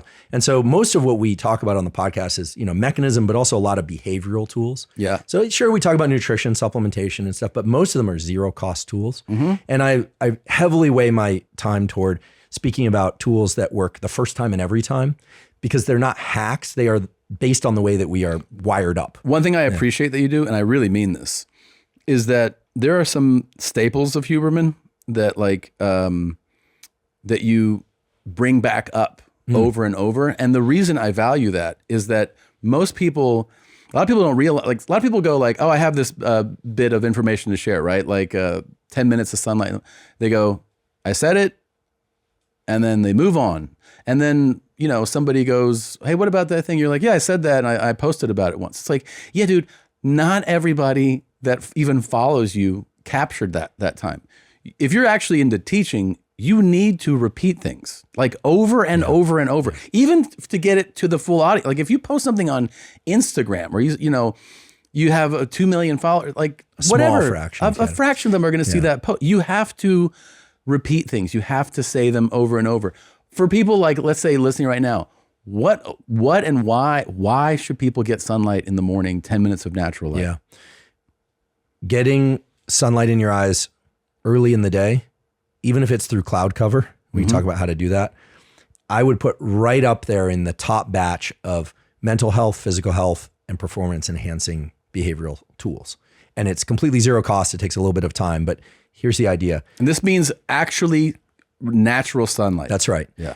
And you should stare at the fucking sun, right? Well, blink if it hurts. When the sun is low in the sky, you can look at it directly much more easily without pain. But if it's painful, it's okay to blink. Okay. Don't damage your eyes on account of trying to get the sunlight. Here's the idea. A little bit of background just to kind of nest this in something. Every cell in your body has a little 24-hour clock. Viewing the sun, in particular morning sunlight, on a consistent basis, I would say 80% or more of the days of your life is what you should strive for. So it could be 100%, it could be 80, but try and do this daily. What it does is it aligns all of those clocks in a very precise way. And it does this by activating specific neurons in your eye called the intrinsically photosensitive melanopsin ganglion cells, but forget, that's all geek speak, connects to your brain and informs all the cells of your body what's going on in the outside world and aligns them. So imagine going into a clock store with every clock is an alarm clock and they're on different schedules. Mm-hmm. That's what happens if you don't view morning sunlight. When you do view morning sunlight for about, I would say 5 minutes to 10 minutes on a clear day, try and face in the direction of the sun. Don't do it through a window. Don't do it with sunglasses on. Fine to wear eyeglasses or contacts, even with as UVB protection. Don't wear a brimmed hat. Just look in the general direction of the sun, even if you have to be on your phone, but just kind of get some sunlight in your eyes and blink if you need to, if it's painful. Look away from it a little bit if it's really bright. That morning sunlight coordinates all the cellular and organ systems of your body and does a couple of things. First of all, it boosts a number of chemicals that need to be released early in the day, such as cortisol, which is healthy if it's released early in the day, and the so-called catecholamines, which are dopamine, norepinephrine, and serotonin. What is that? Dopamine, norepinephrine, and epinephrine. What does that do? It gives you increased focus, energy, and alertness through the morning, increased immune system function throughout the day, focus throughout the day. And it sets a timer on some other clocks in the body, including the one that releases melatonin about 16 hours later to make you sleepy and fall asleep easily. This is my biggest struggle, by the way. If you don't get that morning sunlight for one day, no big deal. But if you don't do it for 2 days or 3 days in a row, what happens is that morning increase in cortisol still happens, but it starts getting pushed out towards the afternoon. And that is strongly associated with depressive symptoms, anxiety, and sleeplessness at night, which then just makes it harder to function during the next day. Yeah. So getting 5 to 10 minutes of morning sunlight when it's clear out in your eyes, when it's clear out on an overcast day, people say there's no sun here. Okay, look, unless you live in a cave, there is sun. I don't care if you live in Seattle in winter or Tromsø, Norway in winter, there is sun. You got to go outside and see it. And the goal is to really flip on as many artificial bright lights throughout the day. Most people make the mistake of not getting morning sunlight in their eyes or driving to work with sunglasses or looking at the sun through a windshield. Then they get to work and it's kind of dimly lit because they have windows that are tinted. And so you're never getting enough light in your eyes early in the day. Then they go home at night. And here's the diabolical thing. From 10 p.m. to 4 a.m., you really want to keep the lights dim. If you want to put in red light bulbs, that's even better. That's kind of geeky. You can just, red light vendors, but you can literally just go buy red party lights. It works just as well in most cases. These aren't the ones to bask in front of naked. I suppose you can do that too. But the point is that you want to avoid getting bright light in your eyes from 10 p.m. to 4 a.m. Why? That plummets dopamine and melatonin, disrupts sleep, and can lead to issues in next day cortisol and even learning issues. This was beautifully shown by Samar Hattar at National Institutes of Mental Health. It's a good friend of mine, but also a fabulous circadian biologist. So morning sunlight on a cloudy day, maybe 10 to 20 minutes. Really overcast day. If it's really overcast, you wake up, it's ugly out. Your goal should be to get outside, be under an overhang, try and get some light in your eyes with no sunglasses. Then during the day, you really want to crank the lights. On a clear day, get outside. And then people say, well, I've got kids. You don't have kids. Have you ever tried to do this? Look, first of all, you don't know my home situation. Second of all, you go outside with the kids. They need it too. Yeah. People say, does this work in animals? Of course it works. It was discovered in animals and then shown in humans, right? Every mammal needs to do this. And dogs and other animals even will orient towards the sun. Ideally, you're seeing some sun in the morning, again in the afternoon before it sets, and then limiting your nocturnal light exposure. You can dim your screens. Tell me this. Yeah. What is limiting my nocturnal light? This is my if you were to ask me what is your biggest health care. Sleep issues, right? Sleep. You have trouble falling asleep or staying asleep? Well, no. First of all, I'm in different time zones. Yeah. I'm winding down a tour for a moment, then I kind of ramp back up. Okay. I've got protocols for jet lag. I'm always like, we did an episode, but I'll send you the protocols for jet lag. Okay. I'll get you straightened out there. But it is that I think, look, when I was single and without children, I was a lunatic. I was always staying up till like 3 a.m. and waking up at like 11. Sure, we did that. I did that in graduate school. So that was like, so most of the time now though, I'm going to bed, it depends if I'm on tour or not. I'm home right now. So I'm home. I'm probably going to bed like around midnight. Yeah. And I'm You're probably South American. Yeah. Yeah. None of this like 9 p.m. No. Right? Yeah. That's never going to happen with me ever. Great. Midnight. Listen, going to bed somewhere between 10 p.m. and midnight is normal for most people. I try to make it waking happen up somewhere between 5:30 and 7:30. Unless you're Jocko, right, getting a bit. He's training at 4:30. He's out of his fucking mind. Yeah, okay? Well, By the way, talking about natural, not natural. I just want to point out natural. Yes, but also he has wrists like this. Yeah, it's like my bulldog Costello. Like it's just born with giant. Not wrists, a normal right? guy. No, just big and solid. And look and see none of the creasing. No. Like he doesn't, and not in the ruddiness. And surprisingly, white guy. I'm surprised that you imagine Jocko on TRT would be a scary thing. Yeah. I don't think he should do it. Please don't do it. Yeah, great guy, by the way. That rock biter. Also a very kind person. There's I love the comments on YouTube. Yeah. Because that to me is like, and there's one, I forget where it is. Maybe it's at GQ or something where someone says that when Jocko came out, the doctor said, it's a man. It's a man. That's good. That's good. Yeah. That's a real man. Yeah, dude. exactly. Okay. Yeah. Sleep issues. So it's basically that, I'll have a couple of days at home that are a little more tolerable. Mm-hmm. Then it's like, I get on a plane, I go to Eastern time, we have 2 shows. How long are these forays overseas or wherever, 2 days, 4 days? So a domestic road week could be 4 or 5 days. And it might be, in some cases, like 3 different time zones. Flying or bus tour? It'll be mostly flying and some bus. Okay. The bus sleeping is, by the way, so when this tour started, I was doing, the overnights. So show ends at midnight. We do something. We're on the bus at 1 a.m. and we're driving. We're getting to that location at 7 a.m. I was like, nah.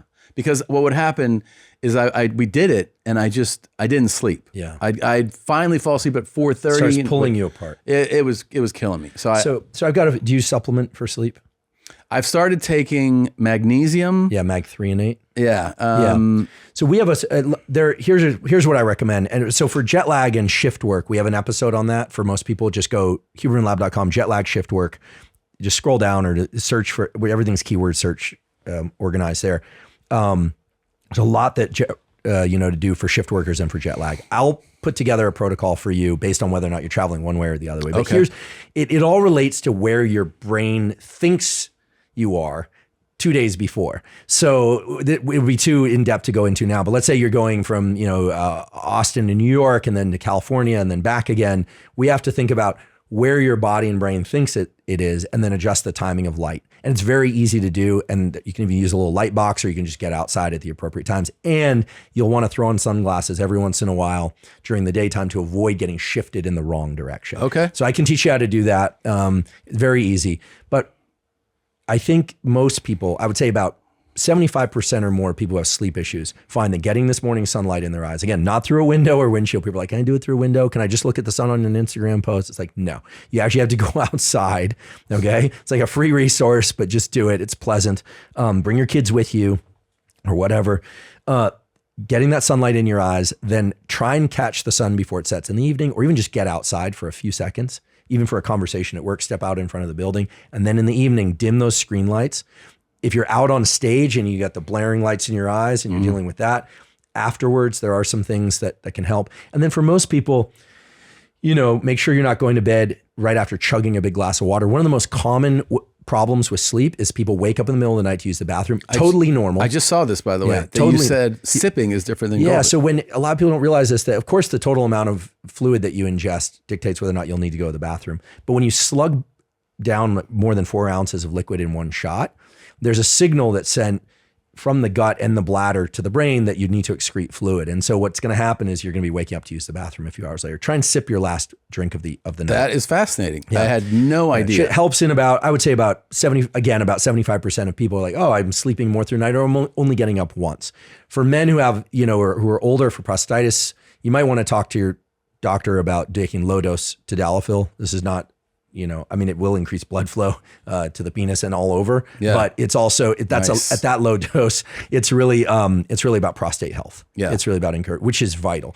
But dim the screens. And then there are some supplements that are excellent and very safe for sleep for most people. So 900 milligrams myo-inositol. Great for sleep, especially if you wake up in the middle of the night, you need to fall back to sleep. Should I try this? Yeah, I'll send you all this and you can give it a try. You can tell me if you like it. Magnesium threonate, theanine, apigenin. If you go to hubermanlab.com, you can go to the menu, go to newsletter, and just scroll down to the toolkit. It's free. You don't even have to sign up. So all of this zero cost. And I would say behavioral tools first. Yeah. Then, if needed, do supplementation. I'm not a fan of melatonin, except... Why? Well, because it has, first of all, a lot of the melatonin supplements have far too much melatonin in them. Oh. And it's not a very well-regulated hormone supplement. And so sometimes you think you're taking 3 milligrams, you're taking 10. Sometimes you think they've tested. And that is bad. Why though? Then when I was in graduate school for my master's, I looked at the effects of melatonin on the reproductive system. Mm-hmm. If you take so we were working in hamsters, but there's some evidence in humans too. Long days and short nights are synonymous with breeding in most seasonally breeding animals, and in humans to some extent. Okay, now there's a lot of breeding right around Christmas. Yeah, a lot of births in September, in the early fall. Some people think it has to do with the alcohol consumption over Christmas. Mm-hmm. That's one theory. But melatonin can be suppressive to testosterone and estrogen output. We used to take these hamsters that would have testicles about the size of a large grape in the summer. Now think about what melatonin is. The longer the night, the longer the melatonin signal, so more melatonin. And in these animals, their testicles involute, they become like the size of a grain of rice. Yes, to suppress breeding during the winter months. Now, humans aren't seasonally restricted breeders, but taking a lot of melatonin can suppress testicular function indirectly and can suppress ovarian function indirectly. It is an antioxidant. So people are like, oh, it's an antioxidant. There are some benefits to melatonin, but if you can avoid supplementing with melatonin, that'd be great, especially in kids. And here's why. In kids, melatonin is already what we call tonically high. It's high instead of oscillating across the 24-hour cycle. It's really high all the time. And guess what? One of its major roles is to suppress the onset of puberty.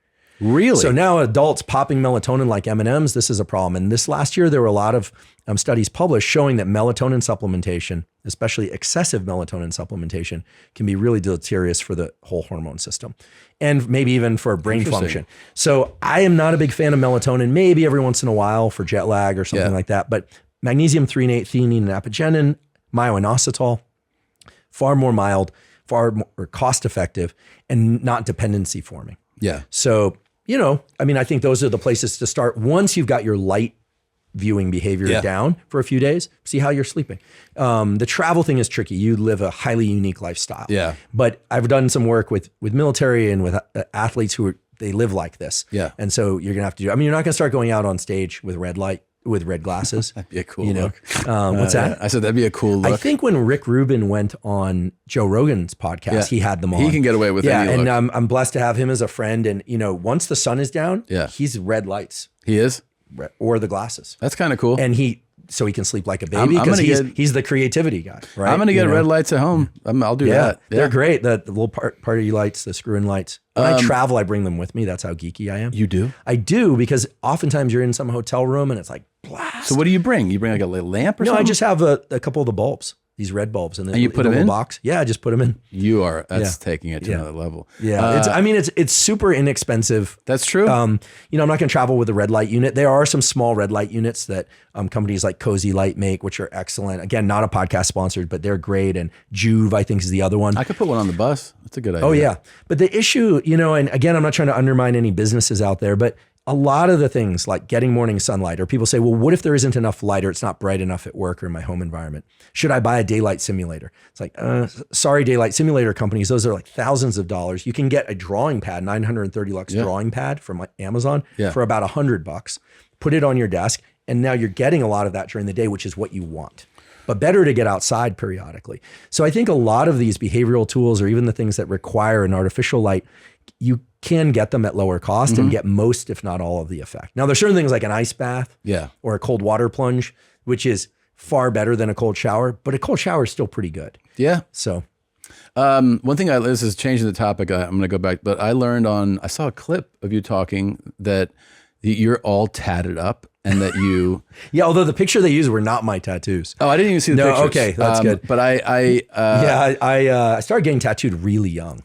How old? I think the first one I did, don't do this, kids, was India ink and a needle when I was 13. Okay, so this is like the beginning of your off the fucking farm. Yeah, when I was a kid, there were these guys in my town called the Yahtzee crew, and they're a bunch of older skateboarder, like guys that had motorcycles, and one of them wrote for High Times magazine, and they lived up on top of the Varsity Theater in Palatine. They were cool. My sister thought one of the guys was really good looking, and I was like, oh, I guess like, and they were tough, and they had like their full sleeves and shaved heads. Super nice guys. Yeah. Super nice guys, right? And what was your music in this era? I grew up, I know. Hardcore punk rock guy? Yeah, I'm not like hardcore. Actually, Jocko's really into like agnostic front, hardcore. I like that music. I grew up the East Bay punk scene for me, so Rancid, Operation Ivy. Wasn't really a peace punk guy like Green Day. Like it wasn't really my thing, but Rancid, and I'm a huge Tim Armstrong fan. Okay. Huge Tim Armstrong fan. All the stuff he's written, all that Rancid albums. Operation Ivy, Stiff Little Fingers, Bouncing Souls from the East Coast. I love all that stuff so much. It's kind of hard to like state it in words. But I also love Bob Dylan. I listen to a lot of Glenn Gould classical music. Glenn Gould playing Bach is like the absolute best music to listen to while you work. That's cool. But I was heavy into the punk rock scene, going to shows, still have a lot of friends in that world. And I love there's like a Mexican punk rock band or partially Spanish speaking punk rock band called Left Alone from Wilmington. There's some amazing bands out there. So if Andrew Huberman is going out to a show, are the tats out? Like are there is there a t-shirt on? I mean, I can hide pretty well in public in short sleeves. So I'm basically tattooed from wrist to neck. Yeah. One side ribs, chest, nothing on my stomach, back's completely covered, nothing on my legs.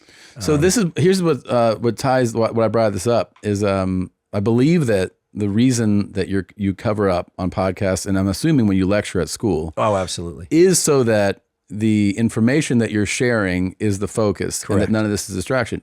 This is the same principle. Not everybody adheres to this, but in comedy, there is this general thought from people who know what the fuck they're talking about, I should point out, that if you want the focus to be on your comedy, you should cover those things up.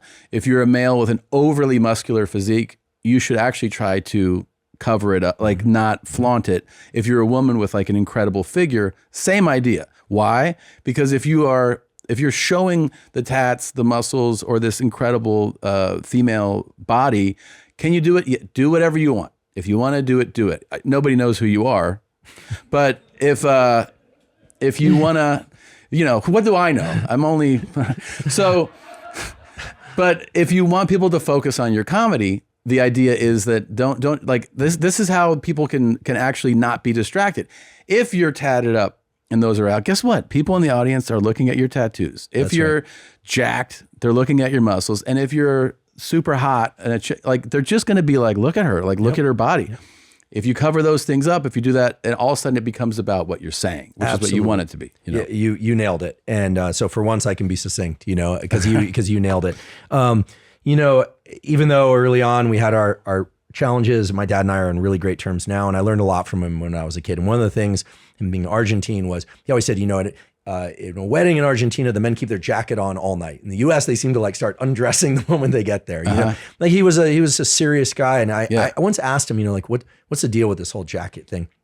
we had the conversation recently too, because as he pointed out, your friend Lex Friedman wears a jacket and tie, whereas you dress like kind of, you should be like more like Lex. You wear a button down. Well, he thought that Lex was very formal, and I thought he appreciated that. Now, the one thing about formal dress is that people know that you take them seriously. That's true. It's not about being taken seriously. It states to your audience, I take you seriously enough to take the focus off me and make this really about you. Mm-hmm. That's one part. And I also think, as you stated better than I could, it forces attention to the information, whether or not it's comedy or it's, the information that's being put forth. Now, I'm not trying to hide who I am. I believe in authenticity. I also don't believe in oversharing. The tattoos are also, I like them. I have nightmares that I'll wake up and they're all gone and I'll have to have them all done again. Right, exactly. I have pictures of my dog. I had some things, stuff related to birds. People who died, birds, skulls, stuff related to relationships, like good and bad, all this kind of stuff. That guy whose fucking neck you broke on a hike somewhere. No. Obituary from Santa Cruz or whatever. Tattoos are largely an expression of how we feel on the inside. Yeah. Right. And I've never been a piercing guy or wanted to put anything on my neck or face or anything like that. So for me, it's really an attempt to just teach and be the most effective teacher that I can. I think it makes a lot of sense. I'm certainly not trying to hide it. However, when I was coming up in science, I would go to meetings, especially on the East Coast where it's humid in the summer and 90 degrees out. Yeah. And everyone's like playing, Frisbee or whatever they do at those meetings or having a cocktail or something. I'm like sweating buckets. And people are like, why are you wearing long sleeves? I think it's changing now, but still to this day, if you're a surgeon or you're a physician, you have to cover those things up. Even cafeteria workers. When we were young, how old are you? I'm 43. Oh, I have to go back to the 23 me. That's right. So 43, 47 for me. Fuck. There's I'm younger than you. I look like 8 years older than you. No, you don't. Jesus Christ. No, you don't. Yeah. I think, we're going to have to, the lineage thing is going to be so much fun. God damn it. I got to start sleeping more. Go ahead. Someone at Starbucks had to, who had, say, an eyebrow ring, used to have to cover it up with a Band-Aid and stuff. And I think it's highly generational. And listen, I always tell the students and postdocs in my lab, be you, right? But understand that people are forming an impression. And I'll never forget once going to a practice job talk of somebody in my postdoc lab, and she was wearing a half shirt and a belly button ring. And I remember at that time, it was fair game for the person in charge of the lab to say, "I really think you should cover up." I can't. He said to her, "I can't pay attention to anything that you're saying." Right? Yeah. And then it became this big debate. Like, is that okay? Is it not okay? Look, do as you wish, but know what you're doing. And I think then you can make the decision. And the idea that everyone should accept you the same just because you accept you the same, that's it's simply naive. Well, if your goal is professional development, if your goal is to make a statement about who you are and to live quote unquote true to yourself, that's fine. But wanting to be excellent at your craft is also being true to yourself. So I think that, as a trade-off, wearing long sleeves is like a minimal trade-off for me. I wear one type of black shirt. I own a bunch of them. Yeah. And I did that because I think it was like Mickey Rourke in 9.5 Weeks. She goes into his closet. She's kind of snooping around in his closet during the day, as, sometimes people do when they're in a new relationship. Sure. And he has like 26 of the same suit or black shirt. I thought, man, that's cool. Yes, cool. And so I started, I was like, someday, so. Well, you did it. I mean, and I'll have to say, I side with your father on this. Lex is very professional. He dresses really well. Lex is extremely professional. I do say this, this goes for any guy. If you want to see the way people respond to you differently, you put on a suit and tie, it's a completely different experience. Yeah. It's like, you walk into a store like that, a bank, and everyone is just like, "Oh, you're a serious person." Oh yeah, yeah. Have you ever tried to, again, I'm tattooed from wrist to neck. If I'm trying to get boosted up to first class in travel, you go up to the counter. It's a completely different experience. Yeah. And again, people are now more accepting of it. Growing up with only few subcultures had tattoos. Now it's more common. Yeah. Again, I like them. I also see a lot of bad tattoos out there. It's also what you've got. And also you have to be careful about the statement you're making. Sure. Right. I'm not going to reveal what my tattoos are. Oh, man, this is such a cool mystery. Will you show me one day?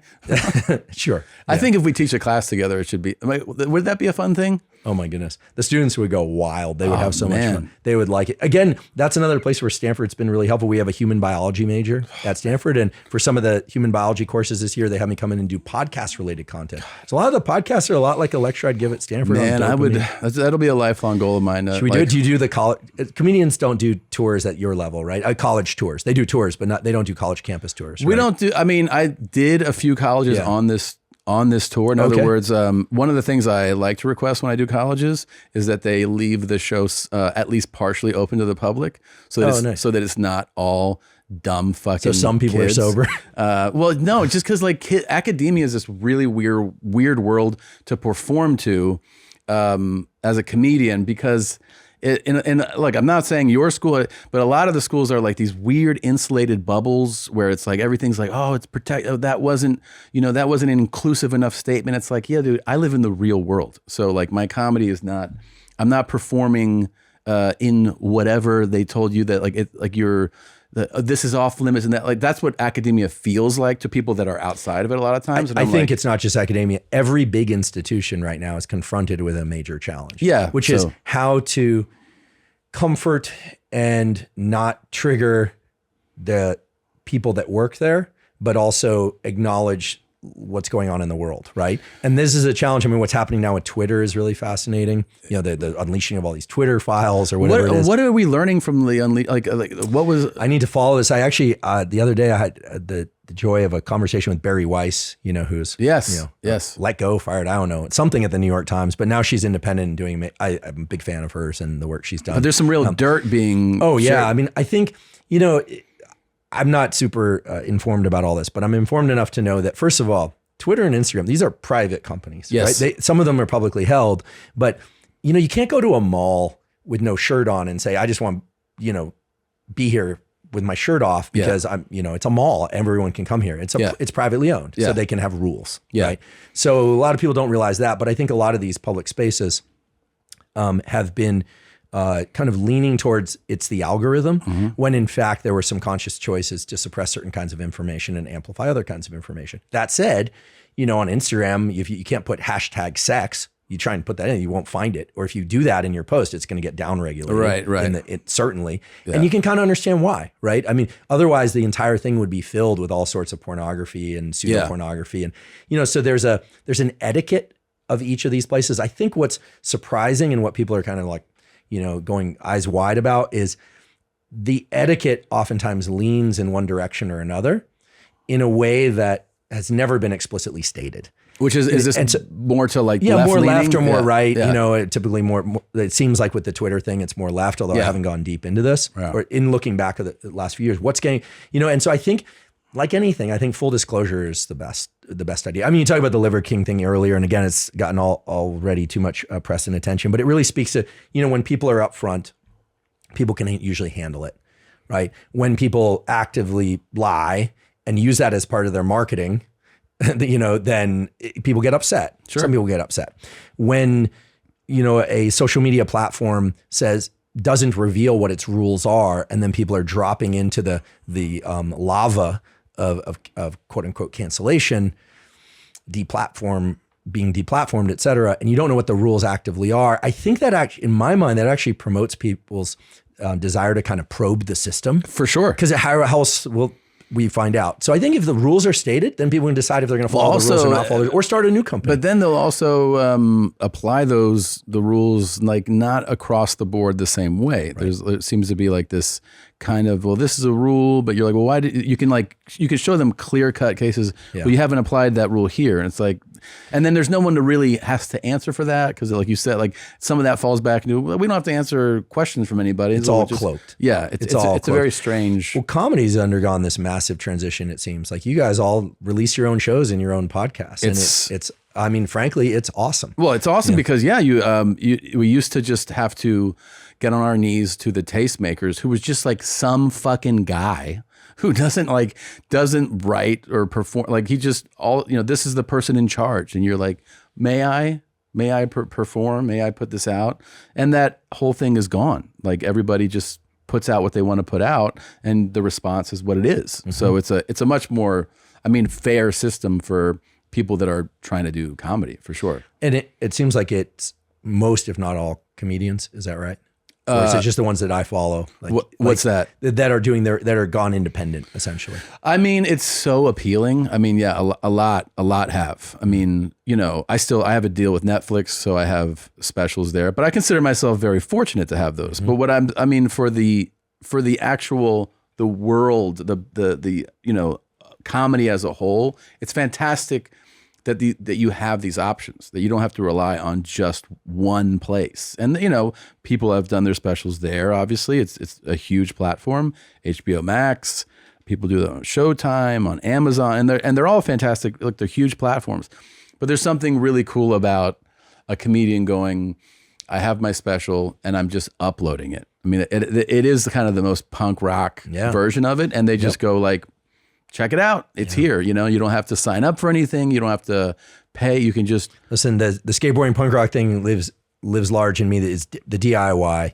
That's spirit. great. Our photographer for the podcast, a guy named Mike Blayback. We got him he was working for DC. Our video team we took from DC Shoes, and the spirit of it, has always been about that. We're going to do our own thing, filming in my closet at that time. Now we have a proper studio, but I think it's great. I think the creative spirit, like, of doing things on your own. And that was the reason I defaulted to skateboarding, by the way, because parents didn't have to go. When I went to soccer, parents didn't go. If my parents didn't go, I felt like kind of like a loser. Yeah. So it was skateboarding is, and the sports drink was like a Slurpee. Yeah. You didn't need a uniform. Yeah. You could usually buy gear from other people if you needed to get the shoes or whatever, hand-me-downs. And do you still ride a skateboard? No, but now because I've been out there talking a little bit about the fact that like skateboard and know the skateboarding community, I have friends in that community. I'm getting some pressure to like put up some footage. So I might put up some footage. Oh shit. Yeah, adult footage. I can still hit a frontside grind on vert, like not a lot of vert. Do you surf? No, that's the one thing in Santa Barbara I didn't. And actually my girlfriend at that time lived in the summer house of the person who's now Jack Johnson's wife. We went to school with Jack. And he was a professional surfer, the Jack Johnson guitar player. And I remember he played in a band called Soil in college. It was like nothing band. I mean, they were kind of fun party band. And then he became this huge musician, and everyone was learning how to surf from Jack. From Jack Johnson? Yeah, like in our kind of crew of friends. Really? In college. But somehow I just never took to it. It felt like, the whole thing with surfing is weird. I lived with some surfers for a while. First of all, it must be amazing because these were the laziest human beings on the planet. The laziest human beings on the planet. I'm not sure a single dish was cleaned the entire year, but they would wake up at 4 a.m. to drive to Ventura to catch waves. Yeah. So it must be incredible. I mean, they would give up relationships for surfing. Sure. They didn't, So Jack is still actually with Kim. They're still married, and he's very devoted to her, great surfer. But most surfers that I knew were just like addicted to the water. Yeah. That's all they can do. And I was trying to get myself, aligned around school and other things. So it's a little bit about how like Joe has talked about golf or things like that. Like if you start something, you're going to go down that rabbit hole. So he stays away from rabbit holes. Yeah. I'm pretty busy already. So I've stayed away from surfing. God, I wish he would get addicted to golf because it would just be hilarious. It would be hilarious. Can't imagine. Yeah. He'd hit the ball so far. He'd hit it, but he'd also be like, can't go, bro. I got to hit the fucking links today. Like he would be so. I think Jamie plays. I've seen on his Instagram. He does. I think he does. He but plays. Joe does have of all the people that I know, I've known him a while. He does have this very obsessive gene where when he gets into if he discovers that he likes something, he has to find out whether he can master that or come as close to mastering it, and he usually gets incredibly proficient at the thing. Disciplined. Yeah, we've been exchanging a few texts around ice bath. Ice bath is great for resilience. It does really increase dopamine and epinephrine for hours. Yes. Do you have a cold plunge? I do. Oh yeah, I was gonna say doing it before podcasting or things like that. I found though, it might have been your podcast or somebody else. Somebody mentioned this thing, which was actually another thing where I was like, oh, that's good to know this now. Is that not to do it in the 4 hours or so after strength, because I would do, like squats. Yeah. And there's a different, if you lift weights, there's something about like leg day sweat and grind that you're like, holy shit. That's why Monday for me is always leg day. And it's like, it just rocks your system in a different way, I feel like. Well, they're big muscles. They're huge muscles. Yeah. It's the biggest muscles. And nothing would feel like as good as like that lift being done and you jump in there, but it's it like prevents hypertrophy and strength gains. It's good to know. Pretty clear to do. And there's a lab at Stanford run by Craig Heller, my colleague in biology, who's really expert in this. So, hat tip to Craig. The athletes at Stanford go into the cold bath before they go out for their run, before they do their weight training. And Joe has written to me that he's now starting to get in for 3 minutes in the morning. First thing, I think he talked about this recently on his episode with Derek from More Plates, More Dates. Get into the ice bath or the cold plunge first thing in the morning, or cold shower for that matter, for 3 minutes. and then start your workout and day. And that makes sense because you get this massive long-lasting increase in dopamine, epinephrine, and norepinephrine. And those are from human studies. And the increases are huge and long-lasting. And so... And his is fucking so cold. Yeah, dude. I think his is down in the 30s or something. It's like 36 or 30. I'm like, all what? Are crazy down here in Texas. What? Yeah. The cold in the morning is great. What do you have yours at? Mine's probably low 40s, mid 40s. Okay. But I do the sauna cold thing. But after that text conversation with Joe, I'm like, I'm going to start doing it. So I was doing 2 minutes in the morning. Now I'm going to try and get in the cold plunge every morning for 1 minute to 3 minutes. Do you do a special breathing technique? Because I've shared that, like, I didn't know when I first got it. I got, it's set up. I get in and I'm like, holy shit. I'm just trying to like, that's deal a with normal it. response. Right. That's adrenaline. And your forebrain shut down. You can't really think. You're just trying to anchor your thoughts. And you're just like, so I get through it. I forget. I do a few minutes and then I have the temperature lowered a little bit, like to like 47. Because I got it. It comes at 50, right? Yeah. So I start lowering it. And then I just happen to stumble on this Wim Hof breathing video that is, it has like 50 million views or something, right? So I'm like, this is like, obviously people like this thing. So I watch it and what happens is it's his voice guided, and it has graphics. So as he's talking, you see the graphic moving and you see the number. So it's like in and out, you're seeing like 4, 5, 6. Well, your brain, as you're doing this, can't help but go like, these are seconds, right? And then there's a break and it's like, hold your breath for this break. And then it begins again. So I'm doing this and and then after I don't know, a couple cycles of it, I get out. I did 5.5 minutes. Right. Because the breathing thing isn't actually seconds. These are breaths. Right. So by watching his video and doing it, I'm able to do a longer duration without even being conscious of it. Yeah, you bring up a number of really important points that reveal a lot about how the brain works, which is segmenting of time. Mm-hmm. Super interesting. It's one of my favorite topics. And just very briefly, when dopamine and epinephrine are adrenaline and epinephrine, same thing. When dopamine and epinephrine are elevated in our system, we go into kind of think fast frame rate. Slow motion is taking more frames per second. Right.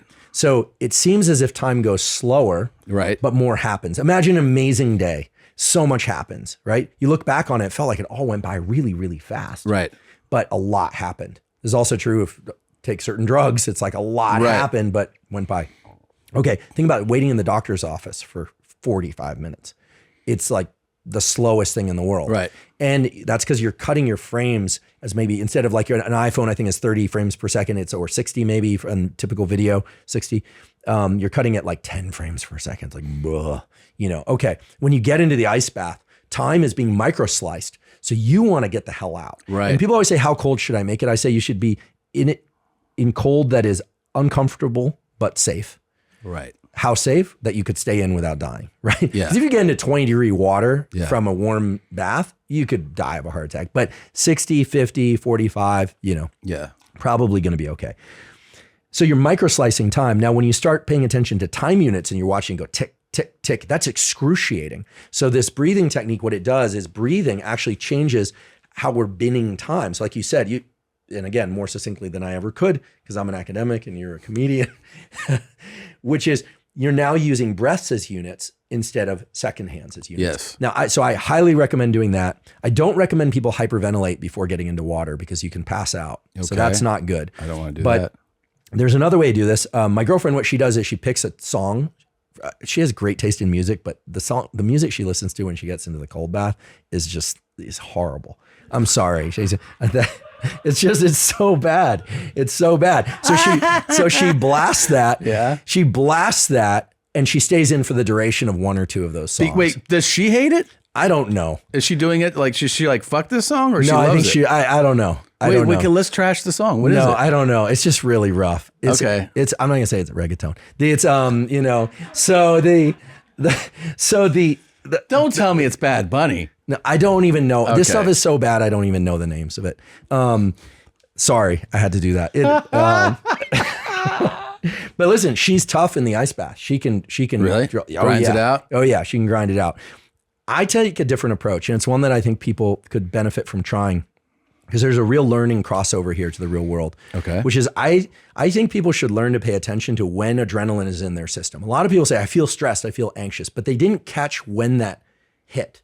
And so it kind of ramps up slowly and persists. One thing that you can do is, and this varies day to day, but what I'd like you to try, if you're willing, is to think about doing the ice bath for 5 what I call walls. Imagine walls that you have to climb over. So you come over the ice bath. If you're pumped to get in it, that doesn't count as a wall. But most of the time I'm like, that's one wall. I'm going to go over one wall. I'm going to get in. Then I'm going to get to my neck. I'm going to get my hands under. And I'm going to call that the second wall. Mm-hmm. Then I'm going to wait until the impulse to get out hits. That's the third wall. And then I'm going to ride through that. And what you find, you're like, oh, that's weird. I was able to kind of get over that. Then it goes fourth. And then after the fifth one, you're like, okay, I want to get out. I really want to get out. Try and cruise for another 10, 15 seconds. That's a lot more like the real world, where the world hits you in adrenaline pulses. I like this a lot. I missed a joke. That was rough. Okay, I'm going to get over that wall. Yep. Because when you start translating to just time or songs, sorry, now I'm feeling guilty about that dig. But anyway, it's pretty bad. Shit fucking song that you listen to. Yeah. Our neighbors are probably like, what? But anyway, it works. Imagine if some guy had told her what a shit song that was, you would have cracked his fucking ribs. Oh my. Well, granted, my music's pretty niche. Aside from the Glenn Gould and the Bob Dylan, it's pretty niche. And that's also you have the classic, what is it? Who does Bach? You said? Oh yeah, the Glenn Gould, all the Bach stuff that is amazing, amazing. Rancid, don't forget also. Rancid is amazing. All the albums, love them. Don't. Does she like your songs? I don't think she's so much into the punk rock thing. I'm a huge Joe Strummer fan. I mean, full disclosure, the black shirt. Yeah. Joe Strummer later in his career, when he was with the Mescaleros, sadly he's dead 20 years ago, coming up soon. Wore a black shirt when he played, dripping in sweat. This is when he was with the Mescaleros. When he played, Joe was always in a black shirt. And I'm a huge Joe Strummer fan. I lose punk points for saying this. I'm not a huge Clash fan. Oh, Jesus. No, but I'm a huge Joe Strummer fan. Not a Clash fan. No, there's a whole story there. Like, Joe was amazing. I mean, Joe would bring out hip hop artists as openers, and punks would like scream like, what is this? He and people like Rick Rubin were really early to see that like these different genres of music that everyone thinks are so distinct are actually very similar. Right. And that's how, Rick is genius, right? How he does what he does is anybody's guess. But Strummer really was like bring people together from different genres, hip hop, all this kind of thing. And had a real world view. He hung out with comedians. He hung out with Jim Jarmusch. He was friends with scientists. He ran the New York Marathon with a cigarette in his mouth.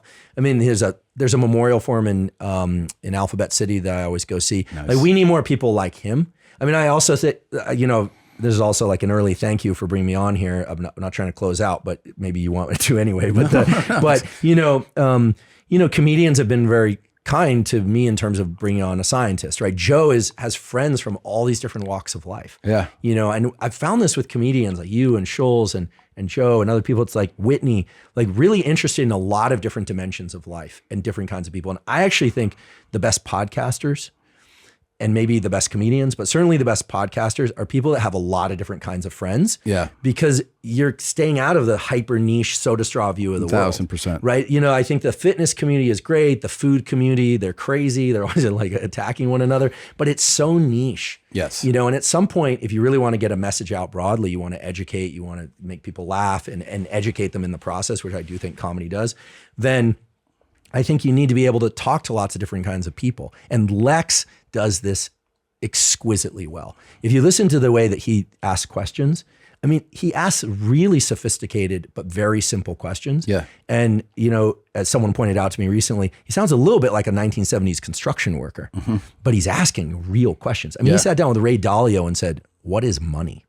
And you're like, that's the best question in the world to ask Ray Dalio. It's simple, but it's like, it leaves it open to such, I mean, obviously probably a great answer that he gave, but that it might've been very simple too. I do think the best comedians have the most interests, have a wide variety of interests. And I think I'm sure it lends itself obviously to good podcasting too, to not just be like, I only talk to people like this. Right. Like that's... Well, skateboarding is a good example. Like, there's a great podcast for skateboarding called The 9 Club. And what's cool about it is they just talk as people. Yeah. But, skateboarding is, at least when I was coming up, was very narrow. It was like, jocks, we're not that. Now it's great because you have also it's really, the demographic has totally changed. Some of the girls and women that are in it. Unbelievable, right? Yeah. I mean, they are so good. When I was growing up, there weren't very many. And the ones that were there, like people would make fun of, they kill it now. I forgot the name. Sky Brown, she's growing up quick, but there are a bunch of them. And and also the demographic. You have guys that are kind of from the hip hop genre. You have the kind of more jock phenotype, the kind of angry, like Slayer phenotype. You have all of that. And I love it because I think the more, the word diversity gets thrown around a lot for different reasons, but the more true diversity that you have, I think the more that a field evolves. Yeah. I see it in comedy and I think it's awesome. I'd like to see more of that in science. Yeah. I'd love to see another science podcaster. I'm sure there's got to be one itching to do it too. There are a few out there. Most of them are still they're still so concerned about protecting their academic careers that they're not really out there throwing real punches. Yeah. And when I say throwing real punches, what I mean is not at anybody, but really telling people what they can do to better their lives. Yeah. You have to be willing to take a little bit of risk. Yeah. Whereas in comedy, I feel like it's all about taking a risk. Right. I mean, risk reward, like if you want a big payoff, you have to take a risk. You have to say, the best bits I've ever that I ever developed on stage all started doing really poorly because it was high risk. There's no such thing as it being really fun to say something if you don't feel a little bit of panic before you say it. A little afraid. Yeah. At least when you're starting it. I mean, you get it to a point where you know how to do it and then it works. But when you start, you got to feel like 'cause if you feel that feeling, that's actually the thing that makes you go do it. Because it might eat shit. And sometimes it does. And then you have to assess whether there's something still there or you're like, no, abandon this, Can I ask just, because I'm really curious and I'm preparing a episode on creativity for this Wednesday. What is your process in terms of, like Strummer, for instance, used to talk about always keeping a notepad and paper with him because he thought that ideas just kind of geyser to the surface. And if you don't capture them at that moment, it can get away from you. That definitely is true. Now he's a singer-songwriter. Yeah. It's different, but he's Joe Strummer. What is your process? Like, do you have dedicated time where you sit down, you tell the family, go away, I'm going to do this? Or do you take walks? Walking is a huge time for creativity. I think walking and showers are underrated because your mind just can kind of go. Yeah, we know why this is, and I'll tell you why at the end, but I'm really curious. Yeah. So like a lot of times I've written a ton of things on walks before, and I've kind of feel like I've developed some just standing in the shower, just like, that. So you need that time where it's just like, I don't know, it's almost like a form of meditation in a way, you forget where you are on the walk. That's a good sign. If you're like, where the fuck am I right now? That's a good sign, I think, if you're trying to be creative. I totally agree with what he said about, there's this thing that's happened to me multiple times where you're like, that's like an idea, something, a joke, a premise, something. And you just go like, I'll definitely remember that. Like, I don't know why you tell yourself, I'll remember that. And then don't jot it down. Don't do anything. And then it's like later in the day, you're like, what was that thing? Exactly. And or coming out of a dream or something like that. Yeah, like, exactly. I'm going to remember this. So, I mean, it's one of the big upsides, I think, to having smartphones over the years is that I jot down things. I'll put them voice in dictation? Here. Both. I've done voice dictation.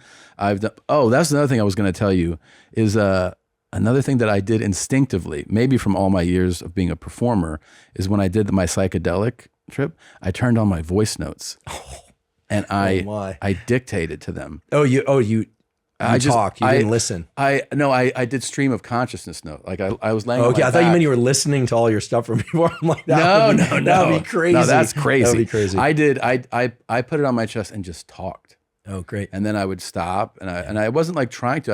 And I wanted to be able to kind of relive and I did, and it was a very kind of cool experience to re-listen to myself, just whatever was going on in my mind at the time. So anyways, I also have a board in my office, so I'll sometimes write notes on there. Yeah, the whiteboard is amazing. I do that. Yeah. But there's nothing like, I mean, for me and the way I do it, it's like all those little things help, the notes, and then I just have to take kernels of ideas on stage.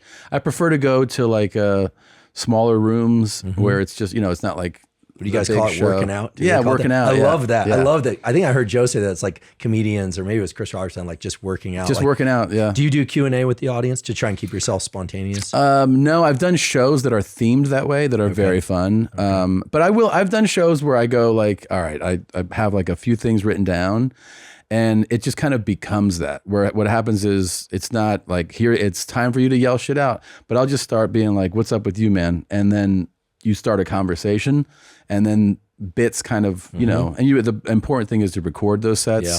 So it's, there's a show called Stand Up on the Spot. Okay. That I think Jeremiah Watkins started that in LA. That was really fun because it was a themed show. And then somebody just goes like, you know, fucking, you know, like one night stands or whatever. They yell at a theme. Oh, that's good. And then you go, what happens is they say that and you go, all right, well, when I was, and you start telling that story. And then it might lead you to just telling that story, but it might lead you to saying something completely unrelated. And that's really how what the best part about how comedy develops is that if I bring up a topic and you try to add to my topic, right? Like I said one night stand. So let's say I said that and you say Never something. had one. You say something related to it. Yeah. And you go like, okay. But then what happens is you also, in telling your story, you're like, well, I was in Phoenix, and all of a sudden my brain goes Phoenix, and Sand. then it just goes into a whole thing that has nothing to do with this topic.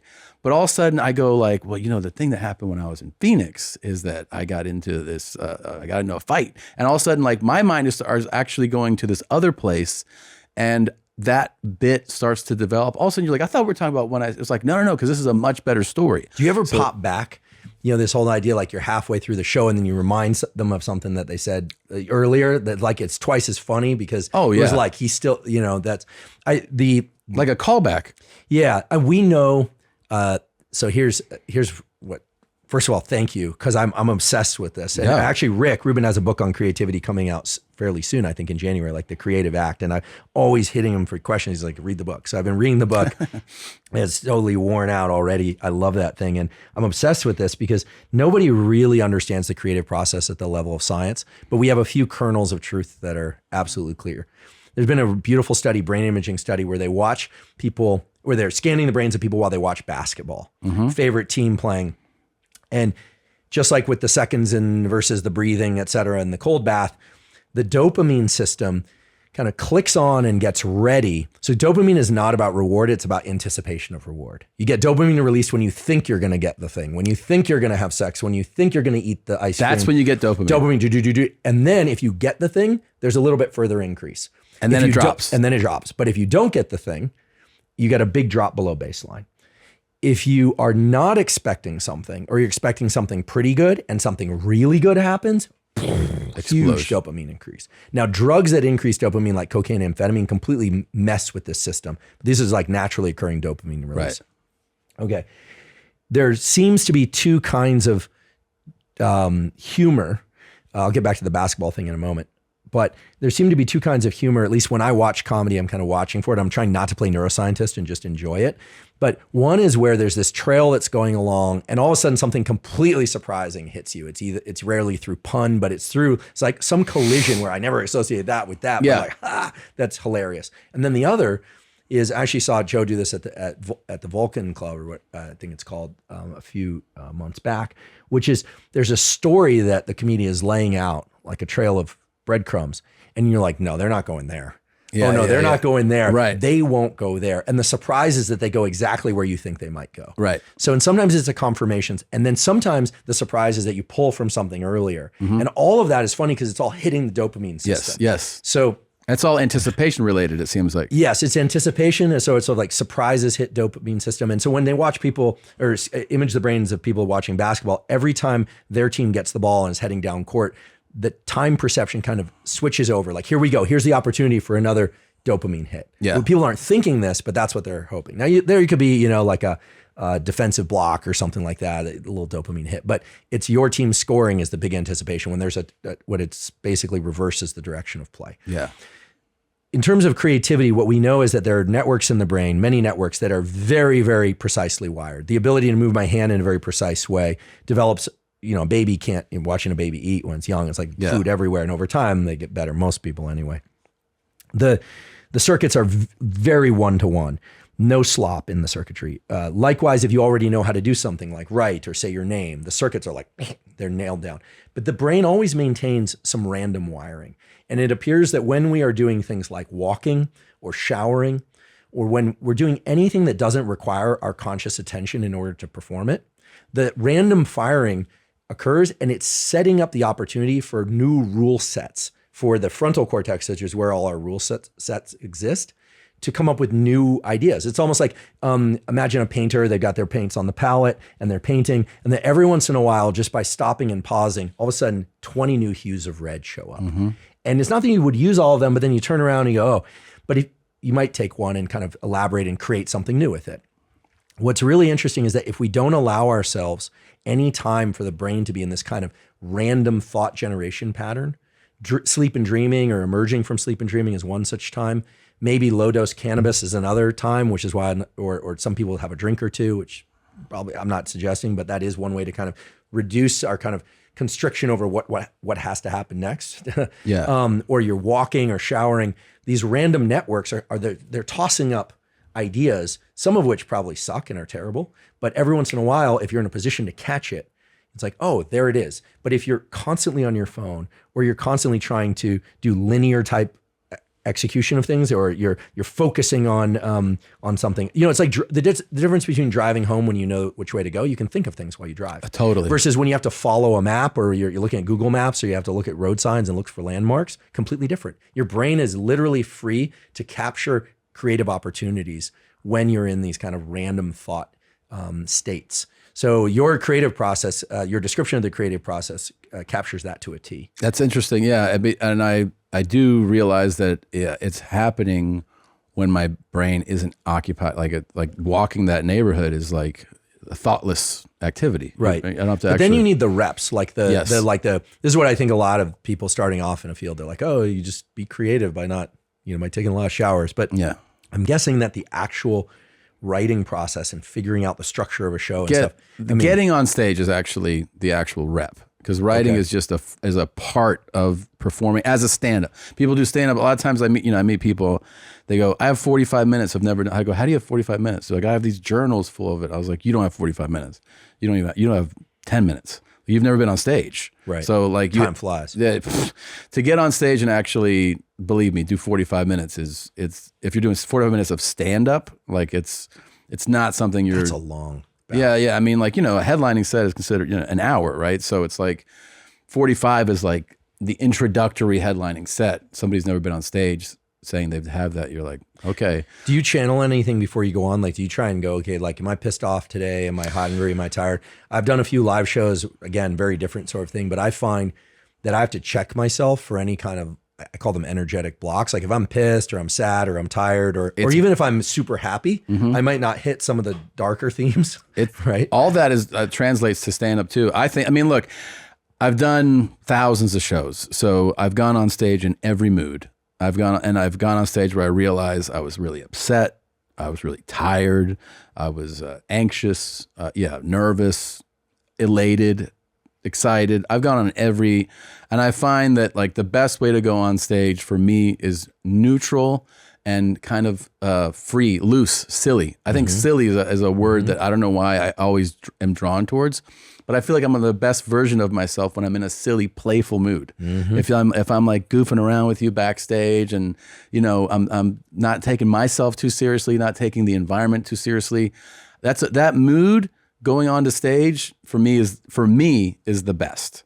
There's some people that like to channel like a kind of an angry, ranty thing and stuff, and like I can go on stage like that. I've gone on stage like that. I don't think it's the best version of me as a comedian. So I like to get into a more playful headspace. Oh, well, I did, I've been researching play for a while now. Play is amazing because low stakes, going on stage for you is very high stakes, but low stakes activities done, the data show that if you play a game, like literally you can be competitive, but in general, if it's just low stakes, like your job doesn't depend on it, your reputation doesn't depend on it, your feelings of self-worth don't depend on it, like the opposite of the Michael Jordan phenotype.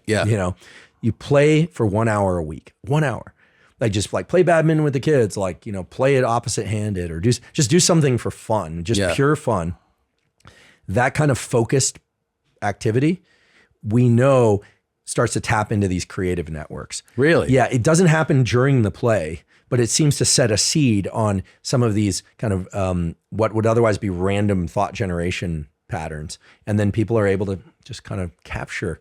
Later, there's this notion of capture, that all of a sudden you just got, there's something about play. I mean, I think it's hardwired into us. All animals play. As adults, we start to play less and less, or we tend to play hard, or we tend to you play tennis and you want to win. Like, so non-competitive, low stakes. It totally changes when it's... Totally changes. Can you imagine, by the way, if we taught a class... Yeah, we're going to have to cut that. Okay. We are going to have to cut that. I'm sorry. Sorry, we're going to have to cut that. We'll cut it. We're going to cut that. We'll cut it. Andrew Huberman is saying, please cut that. I didn't say it. Didn't laugh. Please cut it.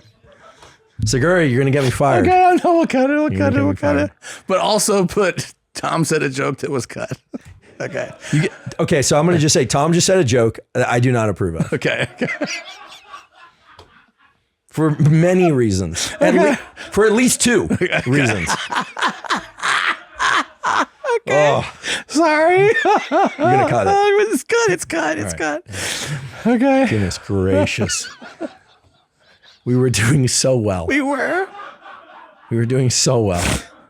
I had to tell you something. We're related. That was so much fun. The whole thing?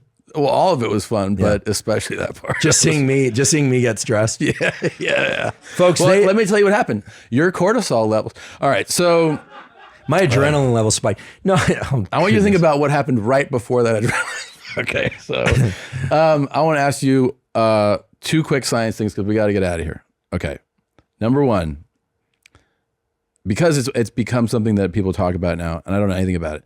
Testosterone for ladies. Mm-hmm. Is this something, because it feels like it's more in the starting to community. Catch a little bit. I mean, earlier I mentioned if estrogen levels get too low in men, libido can suffer, skin, joint health, cardiovascular health can suffer. So there's estrogen and testosterone, both men and women. Many people, both men and women, are surprised to learn that women actually have more testosterone than they do estrogen.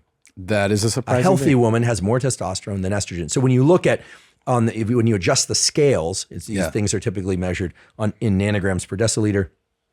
If you normalize the scales, what you find is that they have more testosterone than estrogen. That right there tells you that testosterone is also doing something very important in women. There is a movement now toward prescribing very low dose testosterone, either through cream or through injectable, or there's some other forms too, for women for treatment of low libido, but also in order to encourage muscle protein synthesis, maybe even brain health and function.